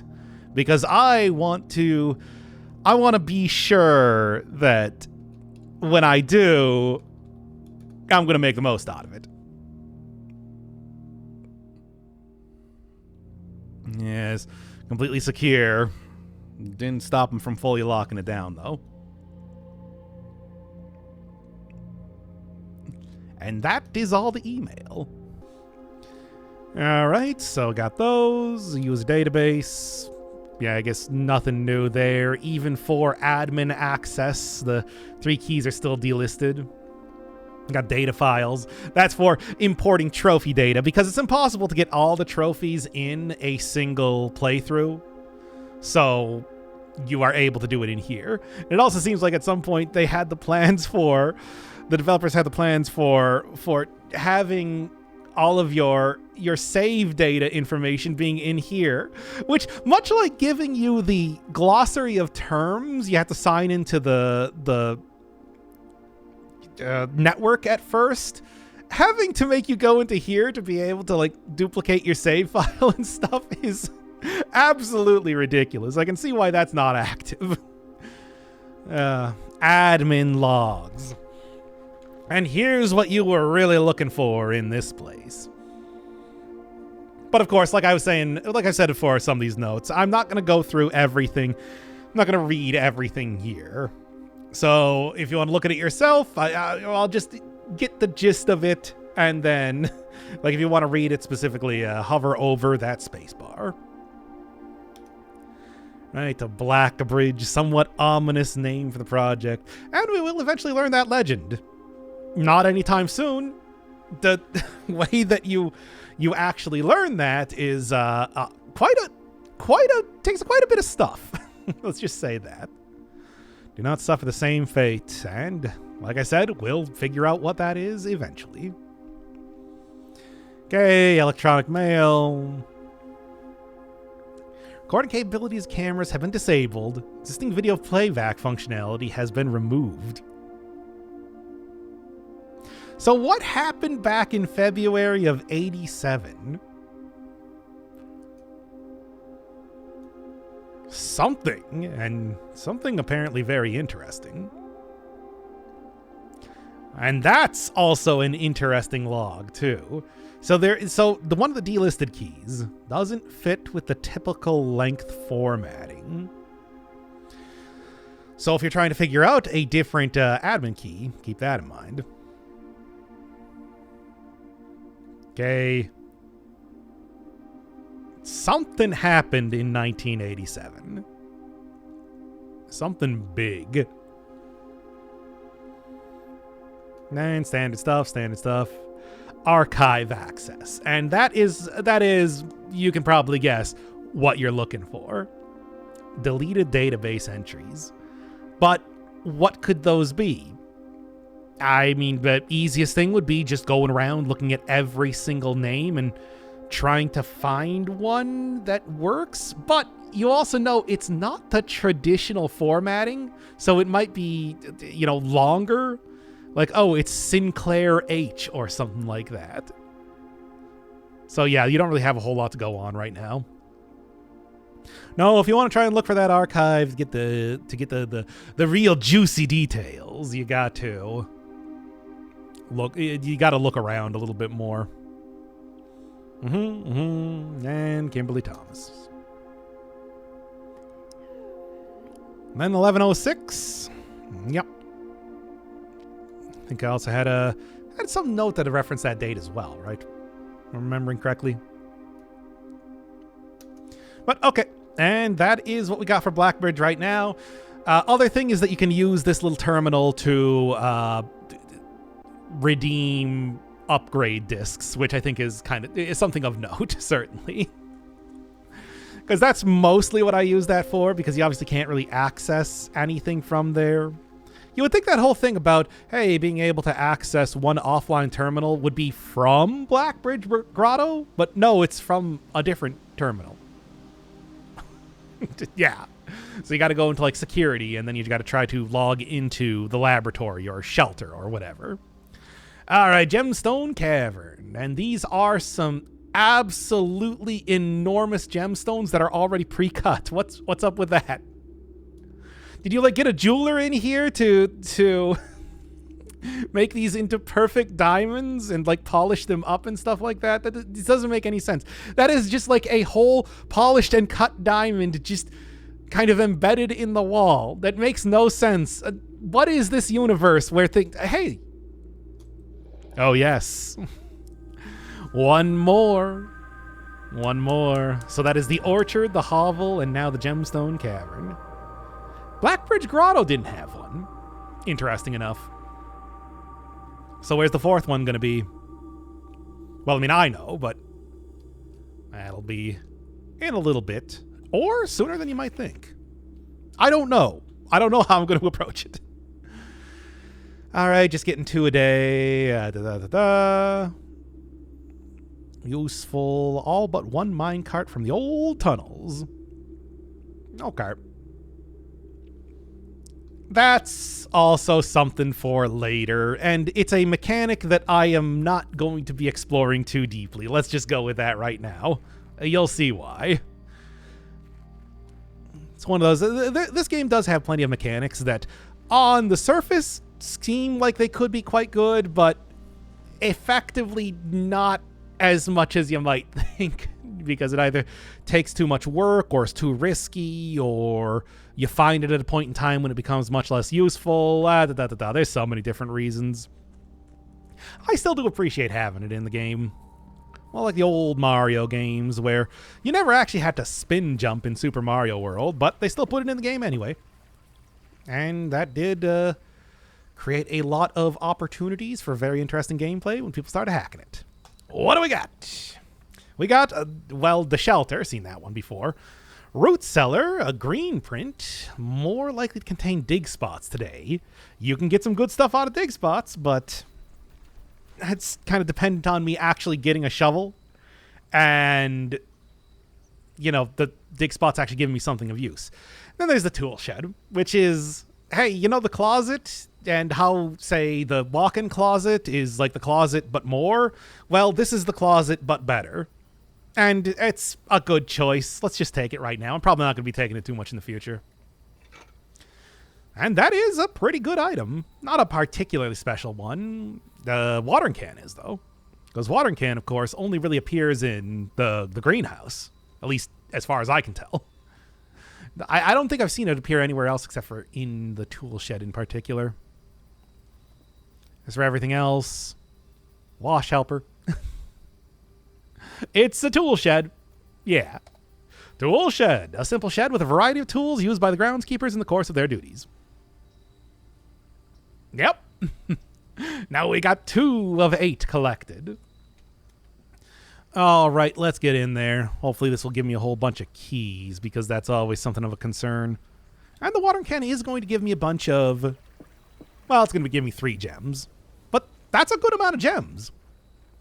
I mean, that's an entire parlor's worth of gems now that I've upgraded it. Upgraded parlor, no less. Okay. Let's get in here and get to it.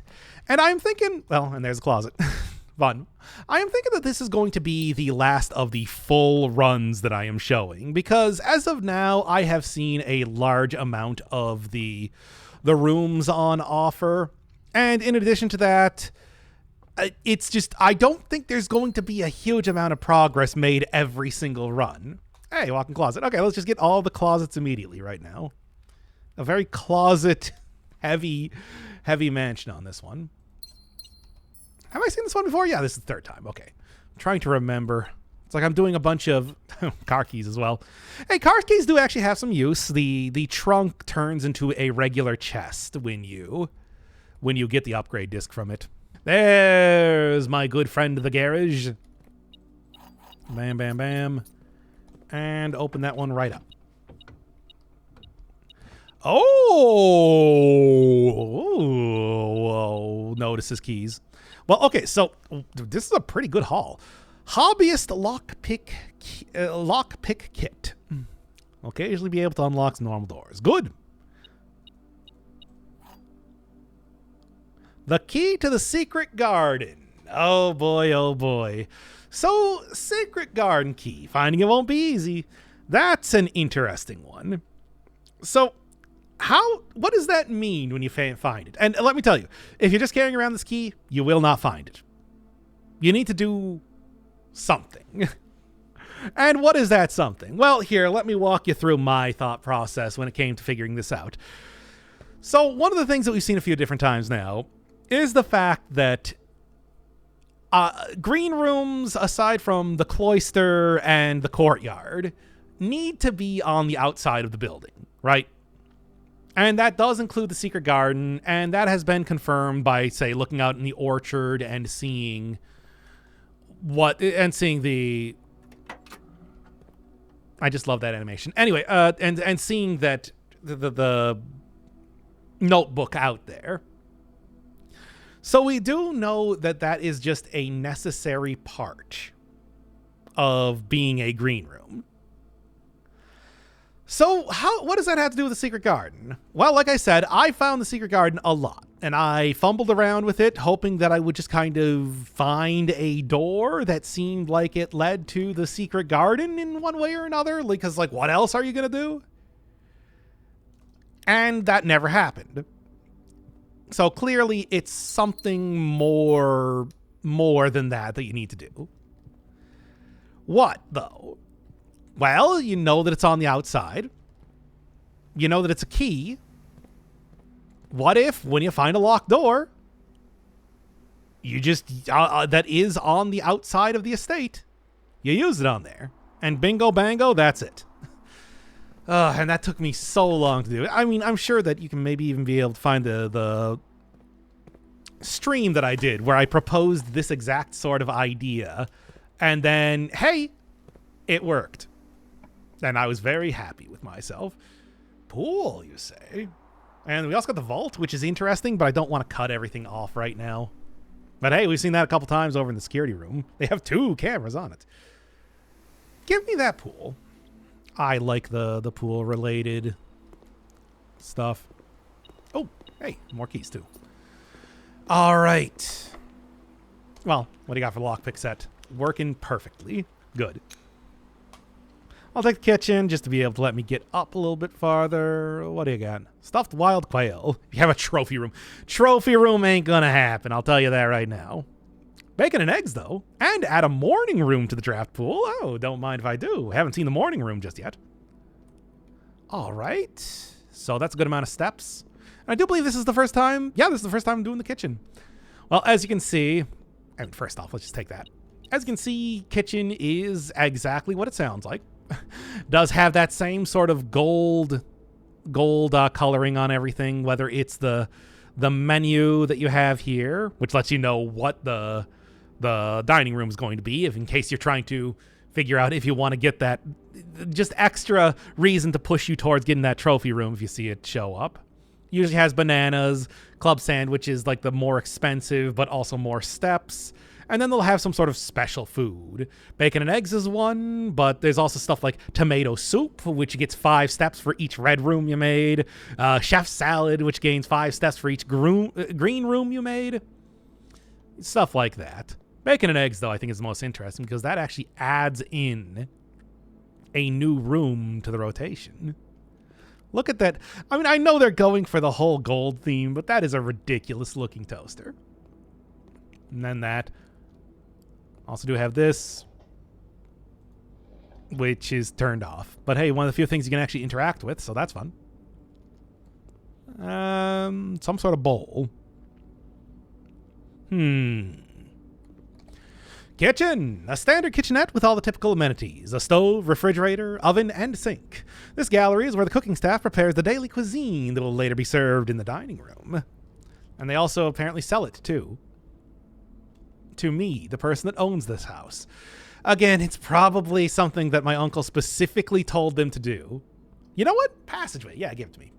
I'm going to take the pump room when I am good and ready. Let's just say that. Don't worry. It's going to be... Oh, there's the morning room. Perfect. +2 gems, and tomorrow you'll start with 2 more gems. That's a great room. And also, it doesn't even cost anything. Laboratory here is good too, which I do like, but you know, morning room, obviously. Doesn't come up too often because you have to have bacon and eggs to make it work. And it's considered a green room, even though, yeah, I mean, I guess. Very often has some variety of item here. Got a couple dice this time, which I do like. Bunch of vines all over the walls, which, okay, sure. I feel like it probably shouldn't be like that, but you know. So that same sort of green color, 2 gems, as they were saying. Get a good look outside. You can actually see the garage over there. That's fun. Lore as well. Yep. November 5th. Passed away. Prolonged heart condition. Apparently made a column in the papers. Well, anyway. Another thing that's interesting. Mary Matthew Jones has been missing, presumed deceased for the past 6 years. Also, somebody that wrote a few books like The Red Prince. But 14 summers. There, we actually get an age for Simon. Yes, not only is he very rich, he's also the provisional heir to the sprawling Cinca Empire and has wacky clockwork house. But hey, don't worry. Simon was the runner-up in last year's county science fair. Coming weeks. It's day 4 and I'm already making this much progress. How can you say coming weeks? Coming week at most. Maybe the most important. Bingo bango, it's a new upgrade disc. I do like seeing upgrade discs. Morning room. The best thing to go with breakfast is a morning newspaper and a coffee. Rare, but only rare because of the really weird things that you gotta do to actually get to spawn in. All right, let's walk back here. Give me that sweet upgrade, baby.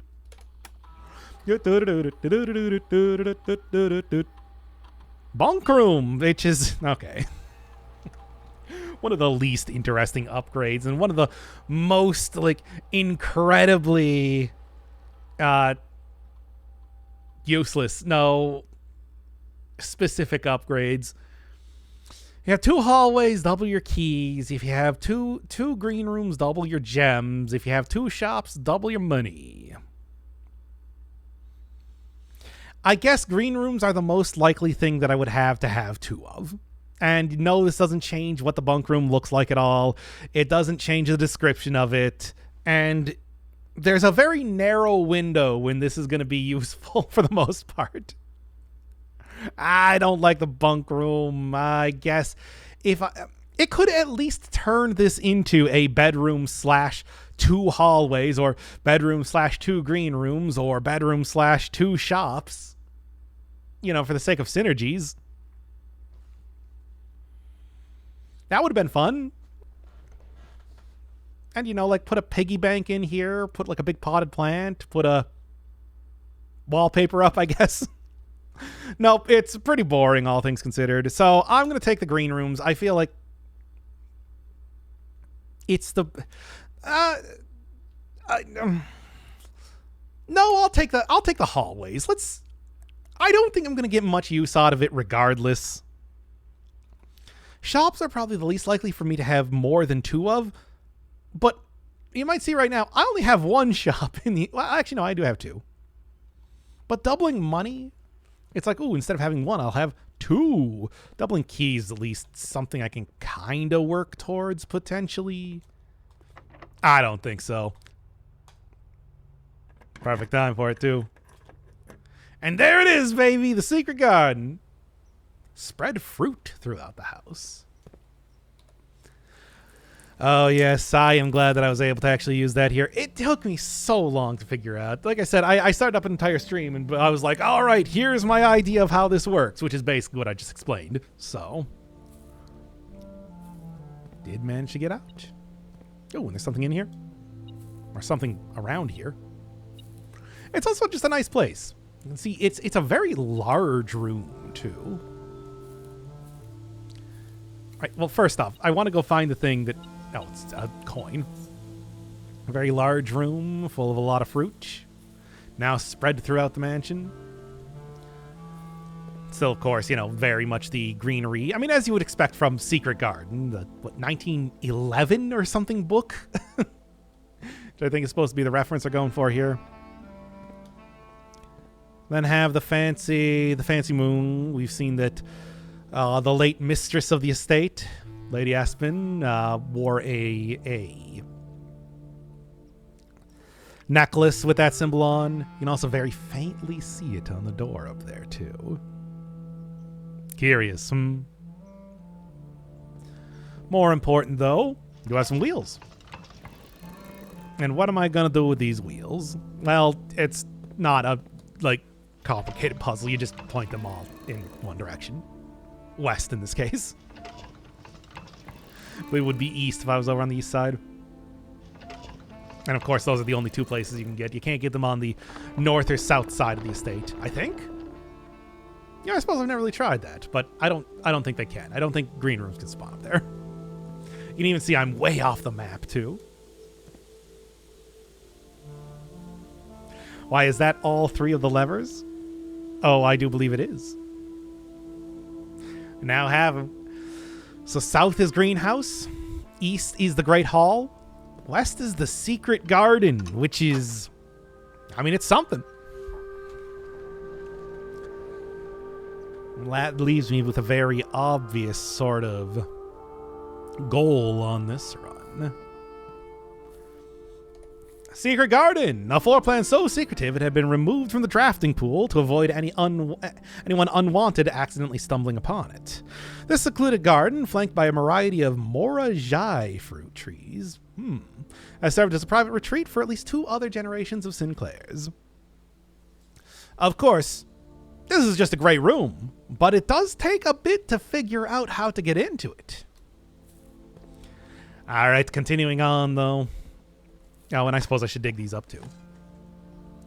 Definitely something to keep in mind for the future, because, hey, you know, not only do you get a lot of fruit, you get, of course, all the benefits of a green room, you get also all of the benefits of having an antechamber lever pulled, which is manifold.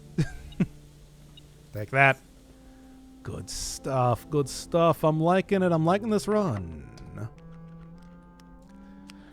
Even though... it is... oh, a music room. I guess I haven't really seen the music room before, right? Sure. Why not? 1 major key and 1 minor key. And yeah, no, first time I have done it. So this is actually another one of the rooms that you might have seen in the security room. It has music. And there's the minor key. And there is the major key, which, I mean... it's good. That's of the major keys I think that exist in the game. I don't know. I think like the silver key is one of the lesser.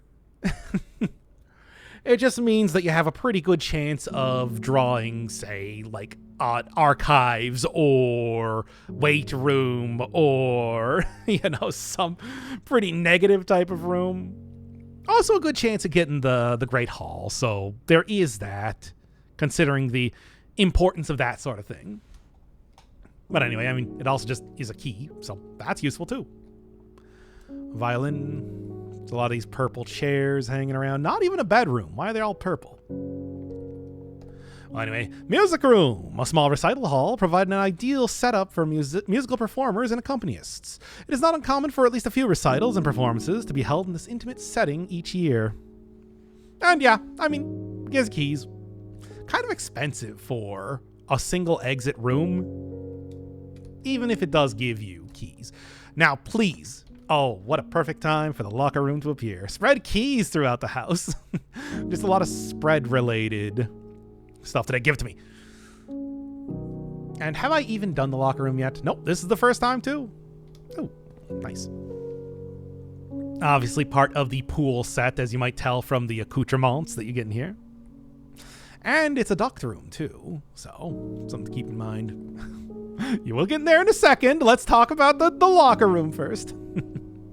The actual lockers here do use keys, but they can't be used with like the lockpick set that I have, I need to use actual keys. So I'll probably need to do that, but also at the same time, I don't want to use all of my keys in here, just trying to open up these for the hope of getting something.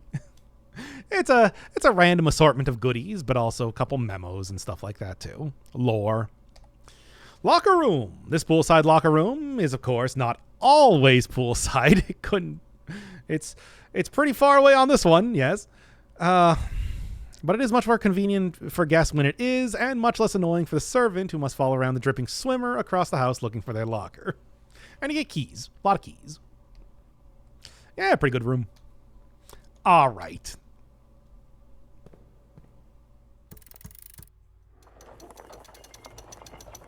Oh, you fool. You thought it was over? Not so fast. I mean, it's exactly as Elzara said. This door has no keyhole, no way to seemingly open it up. But they did give me this. To continue up, you must go down the basement key. So how do I get into the basement? Well, that's a great question, and one that I think is going to be a while till I get answered, because the way that you would normally do that has still not shown up in the game yet. But hey, I'm feeling very accomplished. Actually did manage to successfully get into the antechamber and grab the basement key. So very close to getting in here. Even though as of yet, it's still that much farther out of reach, right? Antechamber, from its root meaning the room before, all signs and paths point towards the antechamber. This mysterious sealed room, resting on the 9th rank, may prove, however, quite an initial challenge to even reach, let alone enter. Well, still, you can't help but draw a connection between this chamber and room 46. No, I think that's obvious. But even as far as I've gotten today, there's still more to do. So now we're on the lookout for a basement. Great hall. I don't know. We can take archives. Go see what that looks like. Sure. I haven't created this one yet, right? No, of course not. Well, all right. Archives does have, of course, a bunch of ducts, as you would probably expect from sort of industrial-y type of room like this. Still has that same sort of huge red color scheme to it. Yeah, this is big red. This is big red's color scheme. It's like the cinnamon flavored gum. Also, these bankers boxes that have red covers. Now, I mentioned before that I worked at a law office, and I would go through tons of bank boxes. We would get those things delivered every single day, especially delivered express, because no lawyer can possibly wait more than 2 hours for files to arrive. But they were of a sort that always had a blue cover. So seeing a red one, it just feels weird. Looking throughout, though, a lot of different stuff, but many archived files that I'm going to be unable to read. However, one of the other like interesting things that you might be able to find in a red room that they don't really tell you about, lore. Hearing about Marion Marigold, aka Mary Matthew Jones, aka your mom, who's been missing.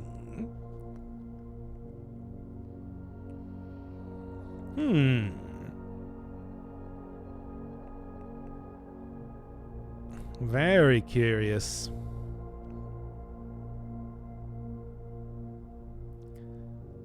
Rather thinly veiled political critique of the Royalist Party and their unwavering blind loyalty to the throne.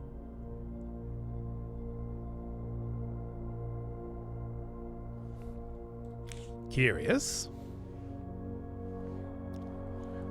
And I mean, speaking of, like, the throne, detained by Red Guard. I wonder if that color might be meaningful. Especially with the way that red rooms are just treated in general. Children of Blackwater.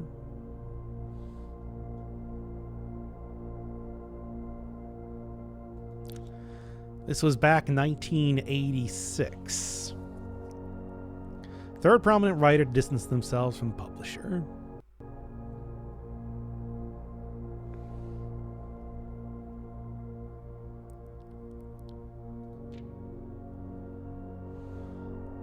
No trace discovered, suddenly disappeared then. And, going with the logs, back in 1987. Starting to get something of an idea of what might be going on.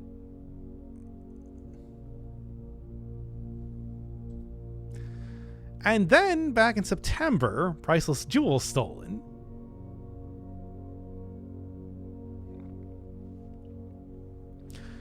So that is curious. Yeah, between the logs that you might have seen back in the... Well, it's probably not at this point that I'm playing the game. I've seen them in the Blackbrige Grotto. At the point that anybody else is probably playing this, having the morning room, archives, and reading the Blackbrige Grotto all in a row probably does not happen too often. But you might start to see something of a story, be created here. Archives. Countless shelves of documents and towering file cabinets make this otherwise immense space seem small and cramped.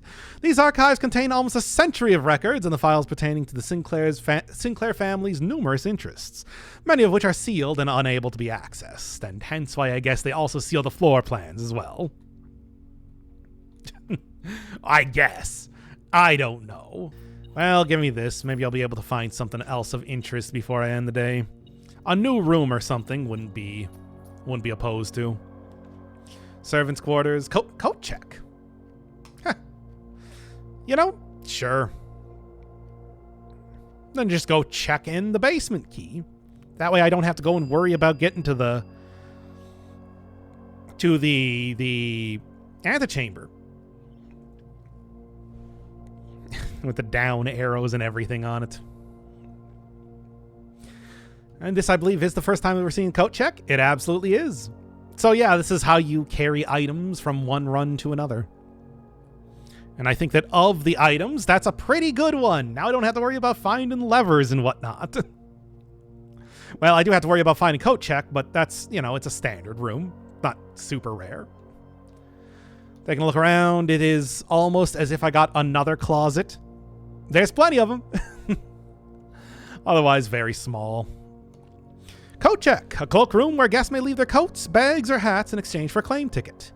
This floor plan is usually drafted adjoining the entrance hall during larger social events, such as a ball or gala. And, there is a ballroom, as we've seen. Oh, something to be said about that. And back in the music room, yeah, there's a bunch of music sheets here that I didn't even look at, much like the one that existed in the greenhouse. Half note held is quite the pun. Well, we've already seen one other one of these, but there's a couple places where music sheets are held. Of course, on the second page, the real puzzle begins in bold words sung by you and me. And yeah, you'll probably figure that out if you've seen more than a few of these sheets, that yeah, there are some very clear bolded words in each of these. Working on this simple clue. But of course, the music sheets also do hold other hints for other various things. It's just, well, this is about the overall music sheet puzzle.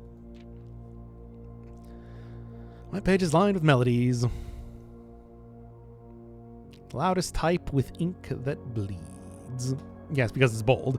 Okay, first words on the...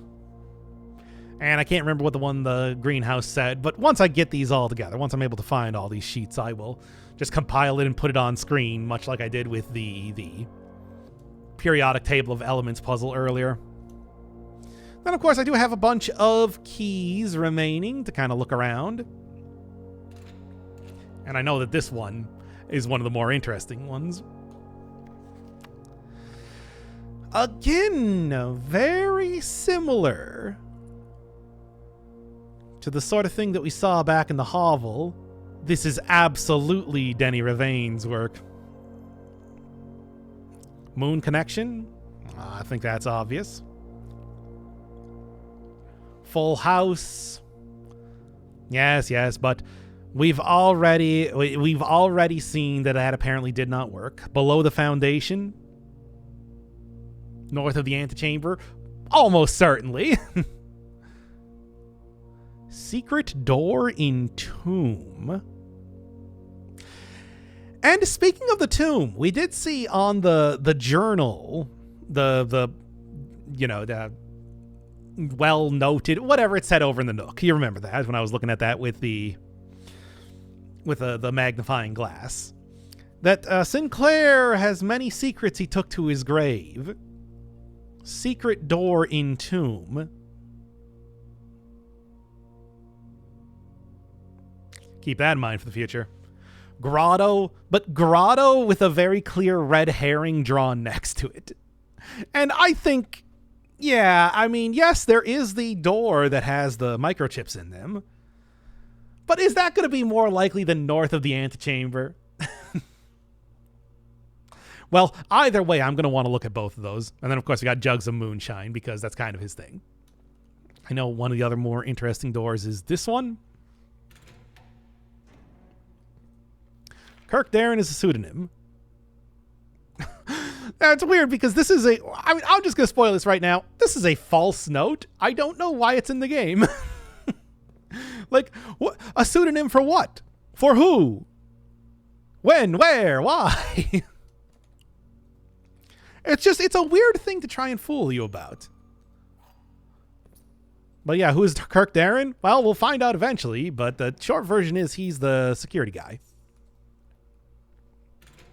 So, I don't know. Ooh.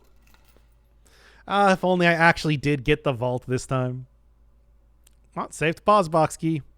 And funny enough, does also have a very similar sort of teeth to the basement key. Does that mean something? I don't know.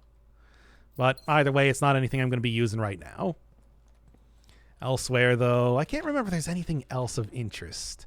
Oh, well, that's interesting, too. Another safe deposit box key. All right. Oh, I think this one, actually, right? No, that's just a regular key. Was it this one? No, nothing there either. Come on, I only got 2 keys left. Was it this one that was there was one that holds something of interest? Let's just close this too if I want to do that. And it is.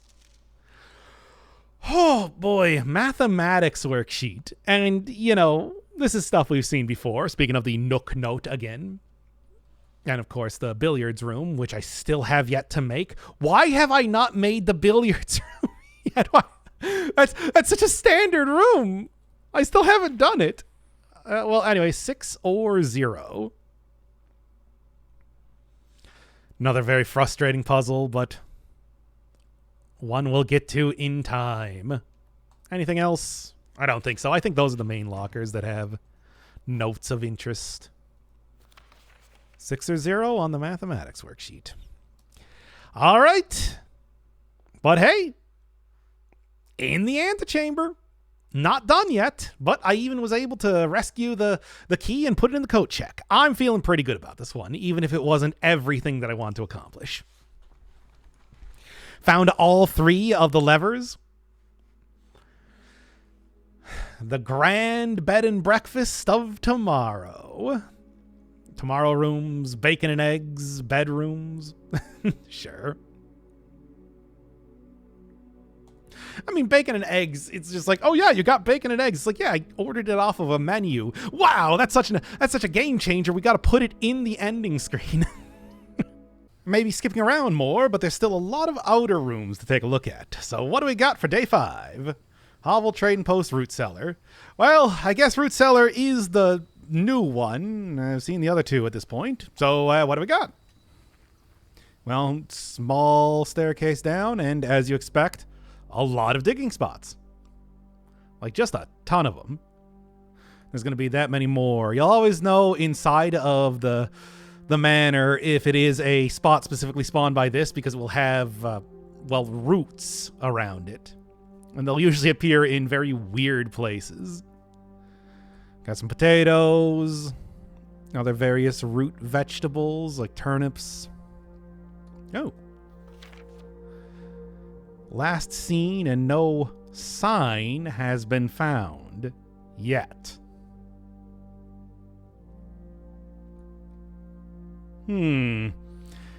Well, from what we've seen, those are very suspicious circumstances in which he's disappeared, so... Why is this in here is something of a question. Anyway. Barrels of something. Many jars of different colored also something. And hey, in the root cellar, there's a family tree. You can see we got like Baron Thomas Sinclair. Lord William Espin, that's the other person in the entrance hall. Then you can see that the mistress of the house was actually your grandmother. Not actually, only related as a sister-in-law to Herbert. There's your mom. I guess they haven't updated this yet to have Simon on here. So something kind of interesting. Root Cellar, an underground store of jarred vegetables and fruits from Mount Holly's gardens, which we've now seen. It's always amazing what great things come from digging around in the dirt. Yes, I mean, mostly a couple keys, coins scattered here and there, and like old boots all over the place. Who's burying so many boots around here? Interesting thing, if you're using a secret passage, you get the morning room spawn without actually eating any bacon and eggs. Which, I will absolutely take that. Well, I did get an interesting experiment going on in this one, thanks to Blackbrige and the security office. So let's go get a commissary. And I do believe 3 aquariums have been added to the draft pool. And hey, you know what? Aquariums also are shops. All right, well, let's see how this one goes. Kind of hoping I might be able to get some keys. Keys would be real nice right now, too. Ah, excellent. Let's just go grab that. Yes, perfect. And they usually... there's the telltale vines that let you know that extra ones are spawning in here. Okay. As much as I would like the garage, I'm kind of stuck due to the sheer amount of stuff here. The lockpick set. Come on. Just give me aquariums, please. I need more. I need so many more. Can you also just give me, thanks also to the terrace, which, hey, wait, have I actually seen? No, this is the first time I've crafted the terrace. Well, I'm going to have to go back over there, too. Less common? I mean, I can also just go, do this, too. I guess the locksmith would probably be a better choice. Give me the library. I don't think I've seen the library just yet, right? And I also like the idea of getting something a little bit more rare while doing this. It's a nice little room. I feel like this is the exact sort that you would see on a big old fancy estate like this. And maybe most interesting, book request form. Can go and see Swimbird. Fixed Stars, History of Orindia. Pump System User Manual. Drafting Strategy. Well, let's just start right at the top and keep going down. And that will appear here next time I draft the library, which, given that it's been 5 days and this is the first time I've done it, well, Simon P. Jones, right there. Also has just some random blank books. Well, every book is blank. Oh, yes, and it, locks you right into the staircase when you're using it, because normally, you don't go up and down stairs. It's something of a rare thing. Mount Holly Records, which I think is interesting. 4 hours. Has it really been that long? I suppose. Average day is about an hour. That's obviously because I have, of course, spent a long time looking at stuff. Not too bad. I still have not done the billiard room. I can't. We're 5 days in here, and I have yet to see the billiard room once. Upgrade discs. More upgrade discs than I've seen billiard rooms. It's funny. All right. No, that's just a random book. You can see books of all kinds, but of no titles. All right, taking a look around here. Otherwise, scrapbook. Yeah, first item checked is the basement key. Yep, of course. I think that's a good choice. And we have that very... oh, yeah, there's a couple different things. Straight from the dark room, straight from the bedroom, straight from the morning room. Favorite floor plans? Parlor's great. I think Parlor is fantastic. I spent the most time in Cloister? I must have been like looking at something in the recording because I have no idea what that's about. Every time. Commissary, courtyard, security. Love them. Most drafted aquarium. About to probably slide into number 1. Contraptions I've made. I haven't even seen that room yet. Largest purchase is bacon and eggs. Great. This is something that took me a while to figure out what these things are supposed to be. It's a lot more obvious than you might think. Locksmith and furnace. Furnace should be number 1, really. I don't want more red rooms. Poor billiard room. How does that happen? And then just an entire blank page because I haven't even gotten to it yet. The poor billiard room. Look, the billiard room's great. It's a great way to get resources in the same way that the parlor is. I don't know why I keep passing it up. It must be just other better things.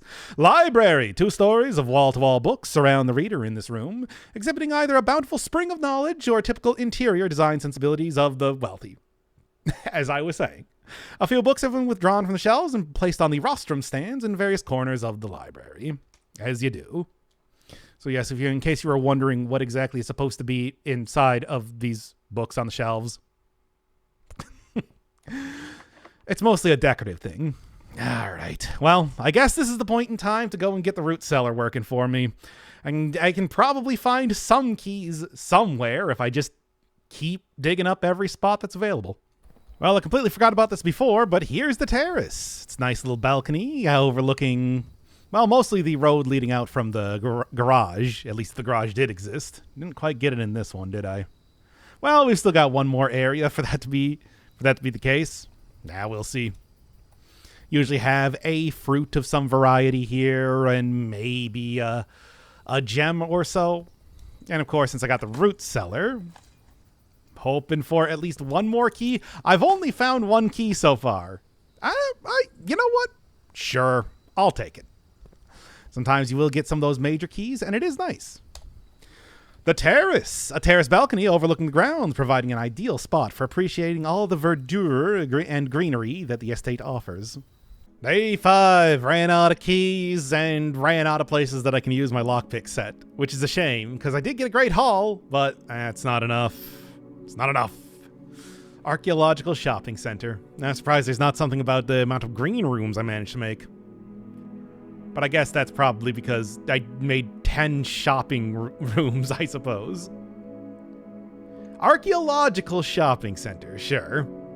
Didn't even get to use the library. I really should have saved a key for that. If nothing else. That's how you get rare rooms, of course. Day 6. What do we got for the outer room? Shelter, trading post, tool shed. Now, I looked at the trading post and I thought I had taken it before. I have not. So, let's grab it this time. See what's going on. Pretty standard sort of shop setup. Go over here, but you actually do need to have items to trade. So anything that I get could be turned into anything else. That's what makes this maybe my favorite of the outer rooms. Probably going to be the most that you see, although I'm going to want to go through all of them, see what they have to offer first. And they do have misspelled coffee. Is also, yeah, Simon, too afraid to pick up the dynamite. That would be so helpful. I mean, we wouldn't need to worry about the antechamber north door if you just picked this up. I don't know how you'd light it, but figure out something. Oh, of course I know how to solve it. However, for right now, that's going to have to sit there. Trading Post, an outpost established on the outskirts of Mount Holly in the era before the New Realms. This station allowed frontiersmen and trappers of these mountains to trade goods and services with the estate, the locals, and one another. Not too much to be said about day 6. Did get a couple new places. Billiard Room, I did finally do. Showroom, locksmith. But I ran out of steps. Thanks, Gymnasium. So I can't even go back and show those. Well, they'll come up again. They always do. Day 7. It's been 1 week since I started to look for room 46. And I'm making a good amount of progress, but, well, not as much as I want to. At least there's still the outer room to check out. And let's go with the shelter this time. Seen it a few times, haven't actually taken it. Until now. This one does go quite far down. Yeah, it's not so much a weather shelter or something like that. This is a bomb shelter, which is interesting. Canned vegetables, soup. And of course, did see that there is a terminal down here as well. And a time lock safe, which I obviously can't open. Need to set it to the correct time. The Red Guard. Yes, we've seen that before again. So.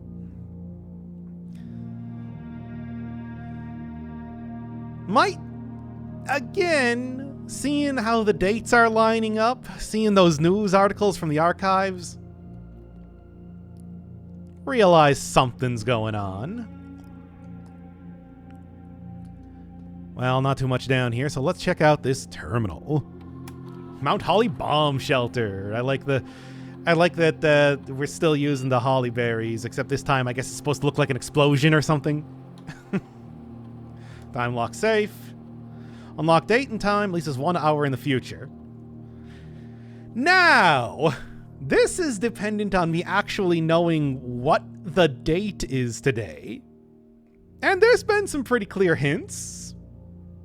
But nothing definitive, at least not yet. So I could try and set that to something, but, well, not going to do much for right now.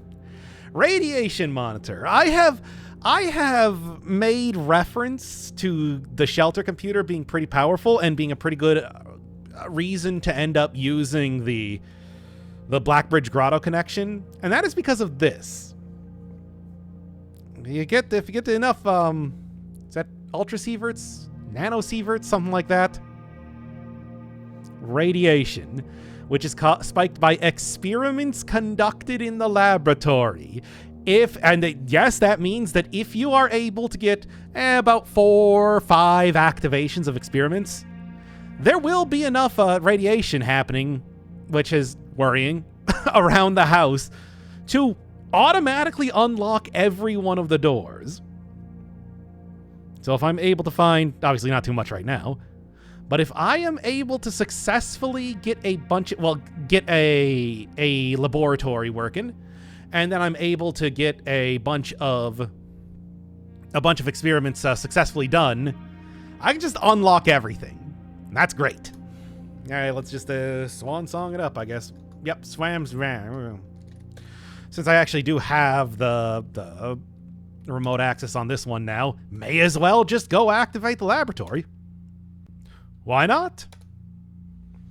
Then I can see if I can maybe forego having keys for this run, which would be pretty nice. Let's see what we got. Each time you find trash while digging. Okay. Each time you eat an apple, eat an apple. Permanently add 1 gold to your allowance. We haven't actually seen an allowance just yet, or any sort of reference to what that is.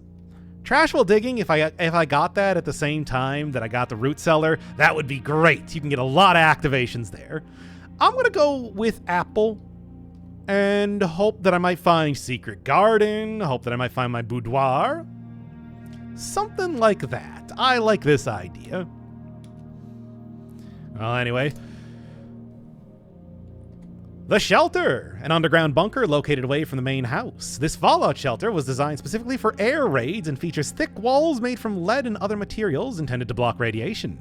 A computer terminal within has been connected to the house's network system, should an emergency necessitate remote access. Not that that matters, because it is just permanently shut down the remote access. However, going manually in here, I can reset that back up if I so choose. Which, I mean, I do. And the remote access from Blackbrige is great. That's probably how we're going to be seeing the shelter for the most part. Ooh, got something new. This is the Mailroom. Pretty simple sort of place where you deliver mail, but with an interesting gimmick. Package will be delivered here the day after drafting this room, so I need to go find the mailroom again on a later date, and I will get some sort of benefit, usually something along the lines of a bigger item, like a compass, for example, and a couple keys, couple gems, stuff like that. It's nice, but due to the fact that it doesn't really give any current benefit to your run, I generally end up not taking it. Still, there is some stuff to be found in here.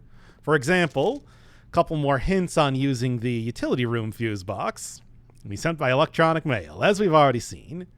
I think that this is easy enough to figure out just by messing around a little bit with the lights. I was certainly able to. No issue at all. It's also...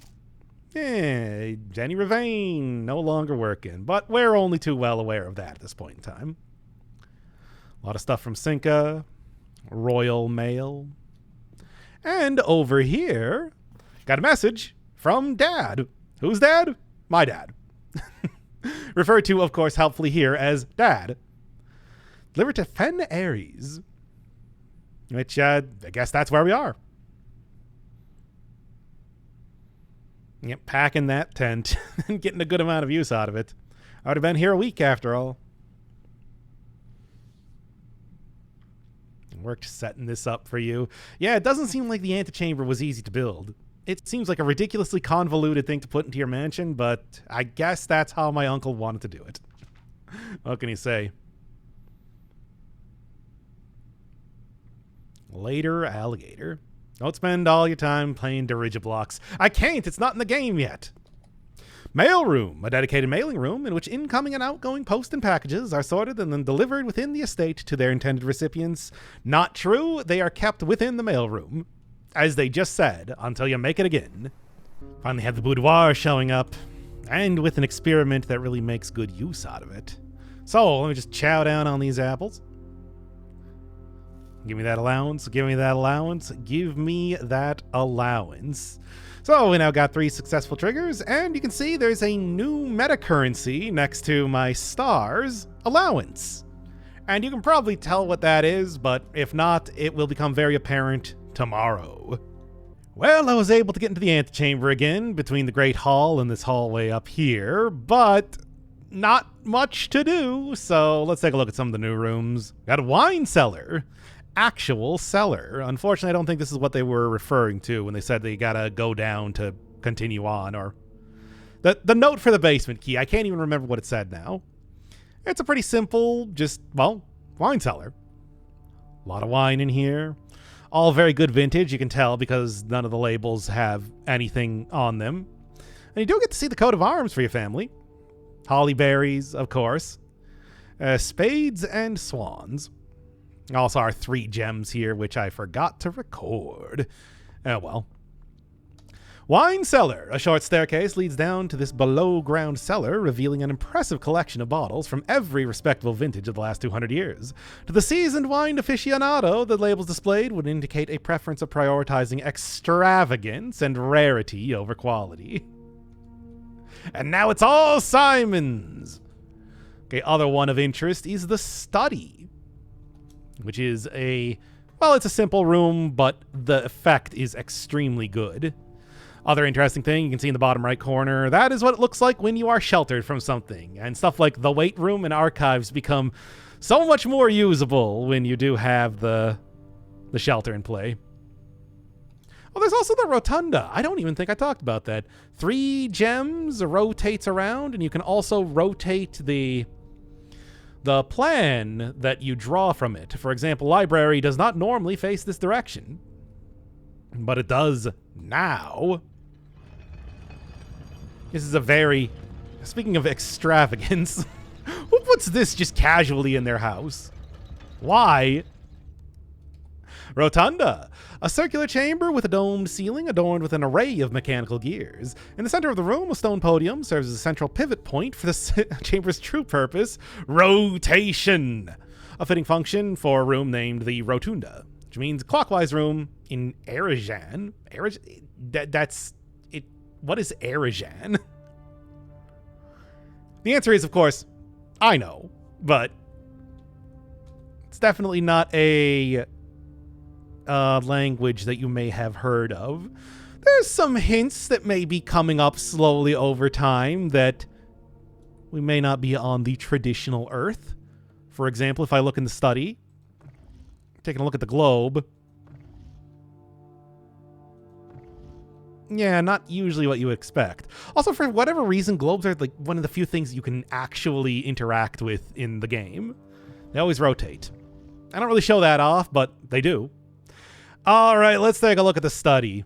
Good gimmick. Lets you re-roll as long as you got gems. Up to 8 times, which is... I mean, if you're re-rolling more than 8 times, that's a lot of re-rolls to do. But also do have some interesting things. Puzzles that may come up in the future. Face and ace. F. And I mean, it's pretty clear what that's supposed to represent. Also have some blueprints. Have a chessboard, of course. Because it's a theme, right? Another one in the safe. With a chess piece next to it. Seems meaningful. And what's over here? Sturdy, study, face, ace, beard, bard. But this is all stuff that... This is stuff that you probably already figured out just from the many hints that they give you in the game. But they definitely make it a lot more clear right now.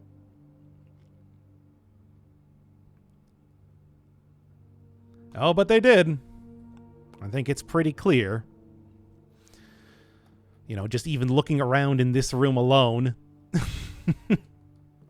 No, I don't know what that could possibly represent. What with this, a crate and a picture of a rate.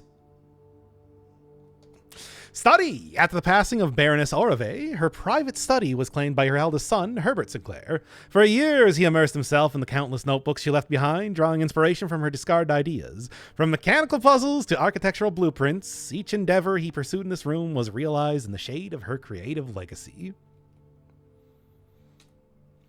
So yeah, great room. Kind of a rare one to get, even though it's only unusual. However, when you get it, the ability to re-roll that many times is very powerful. Now, aside from that, I don't have too much else to do today. So, let's call it. Get out of here. See what they're giving me this time. Grand Manor of the Dead. Because just a lot of dead rooms. I made a lot of dead rooms. Dead end rooms. Well, I only have so many choices here. And I want to choose things like dead end rooms over on the right side, for example, because it's not like I'm going to be getting anything else. Yeah, the east side and west side has more dead ends than regular rooms.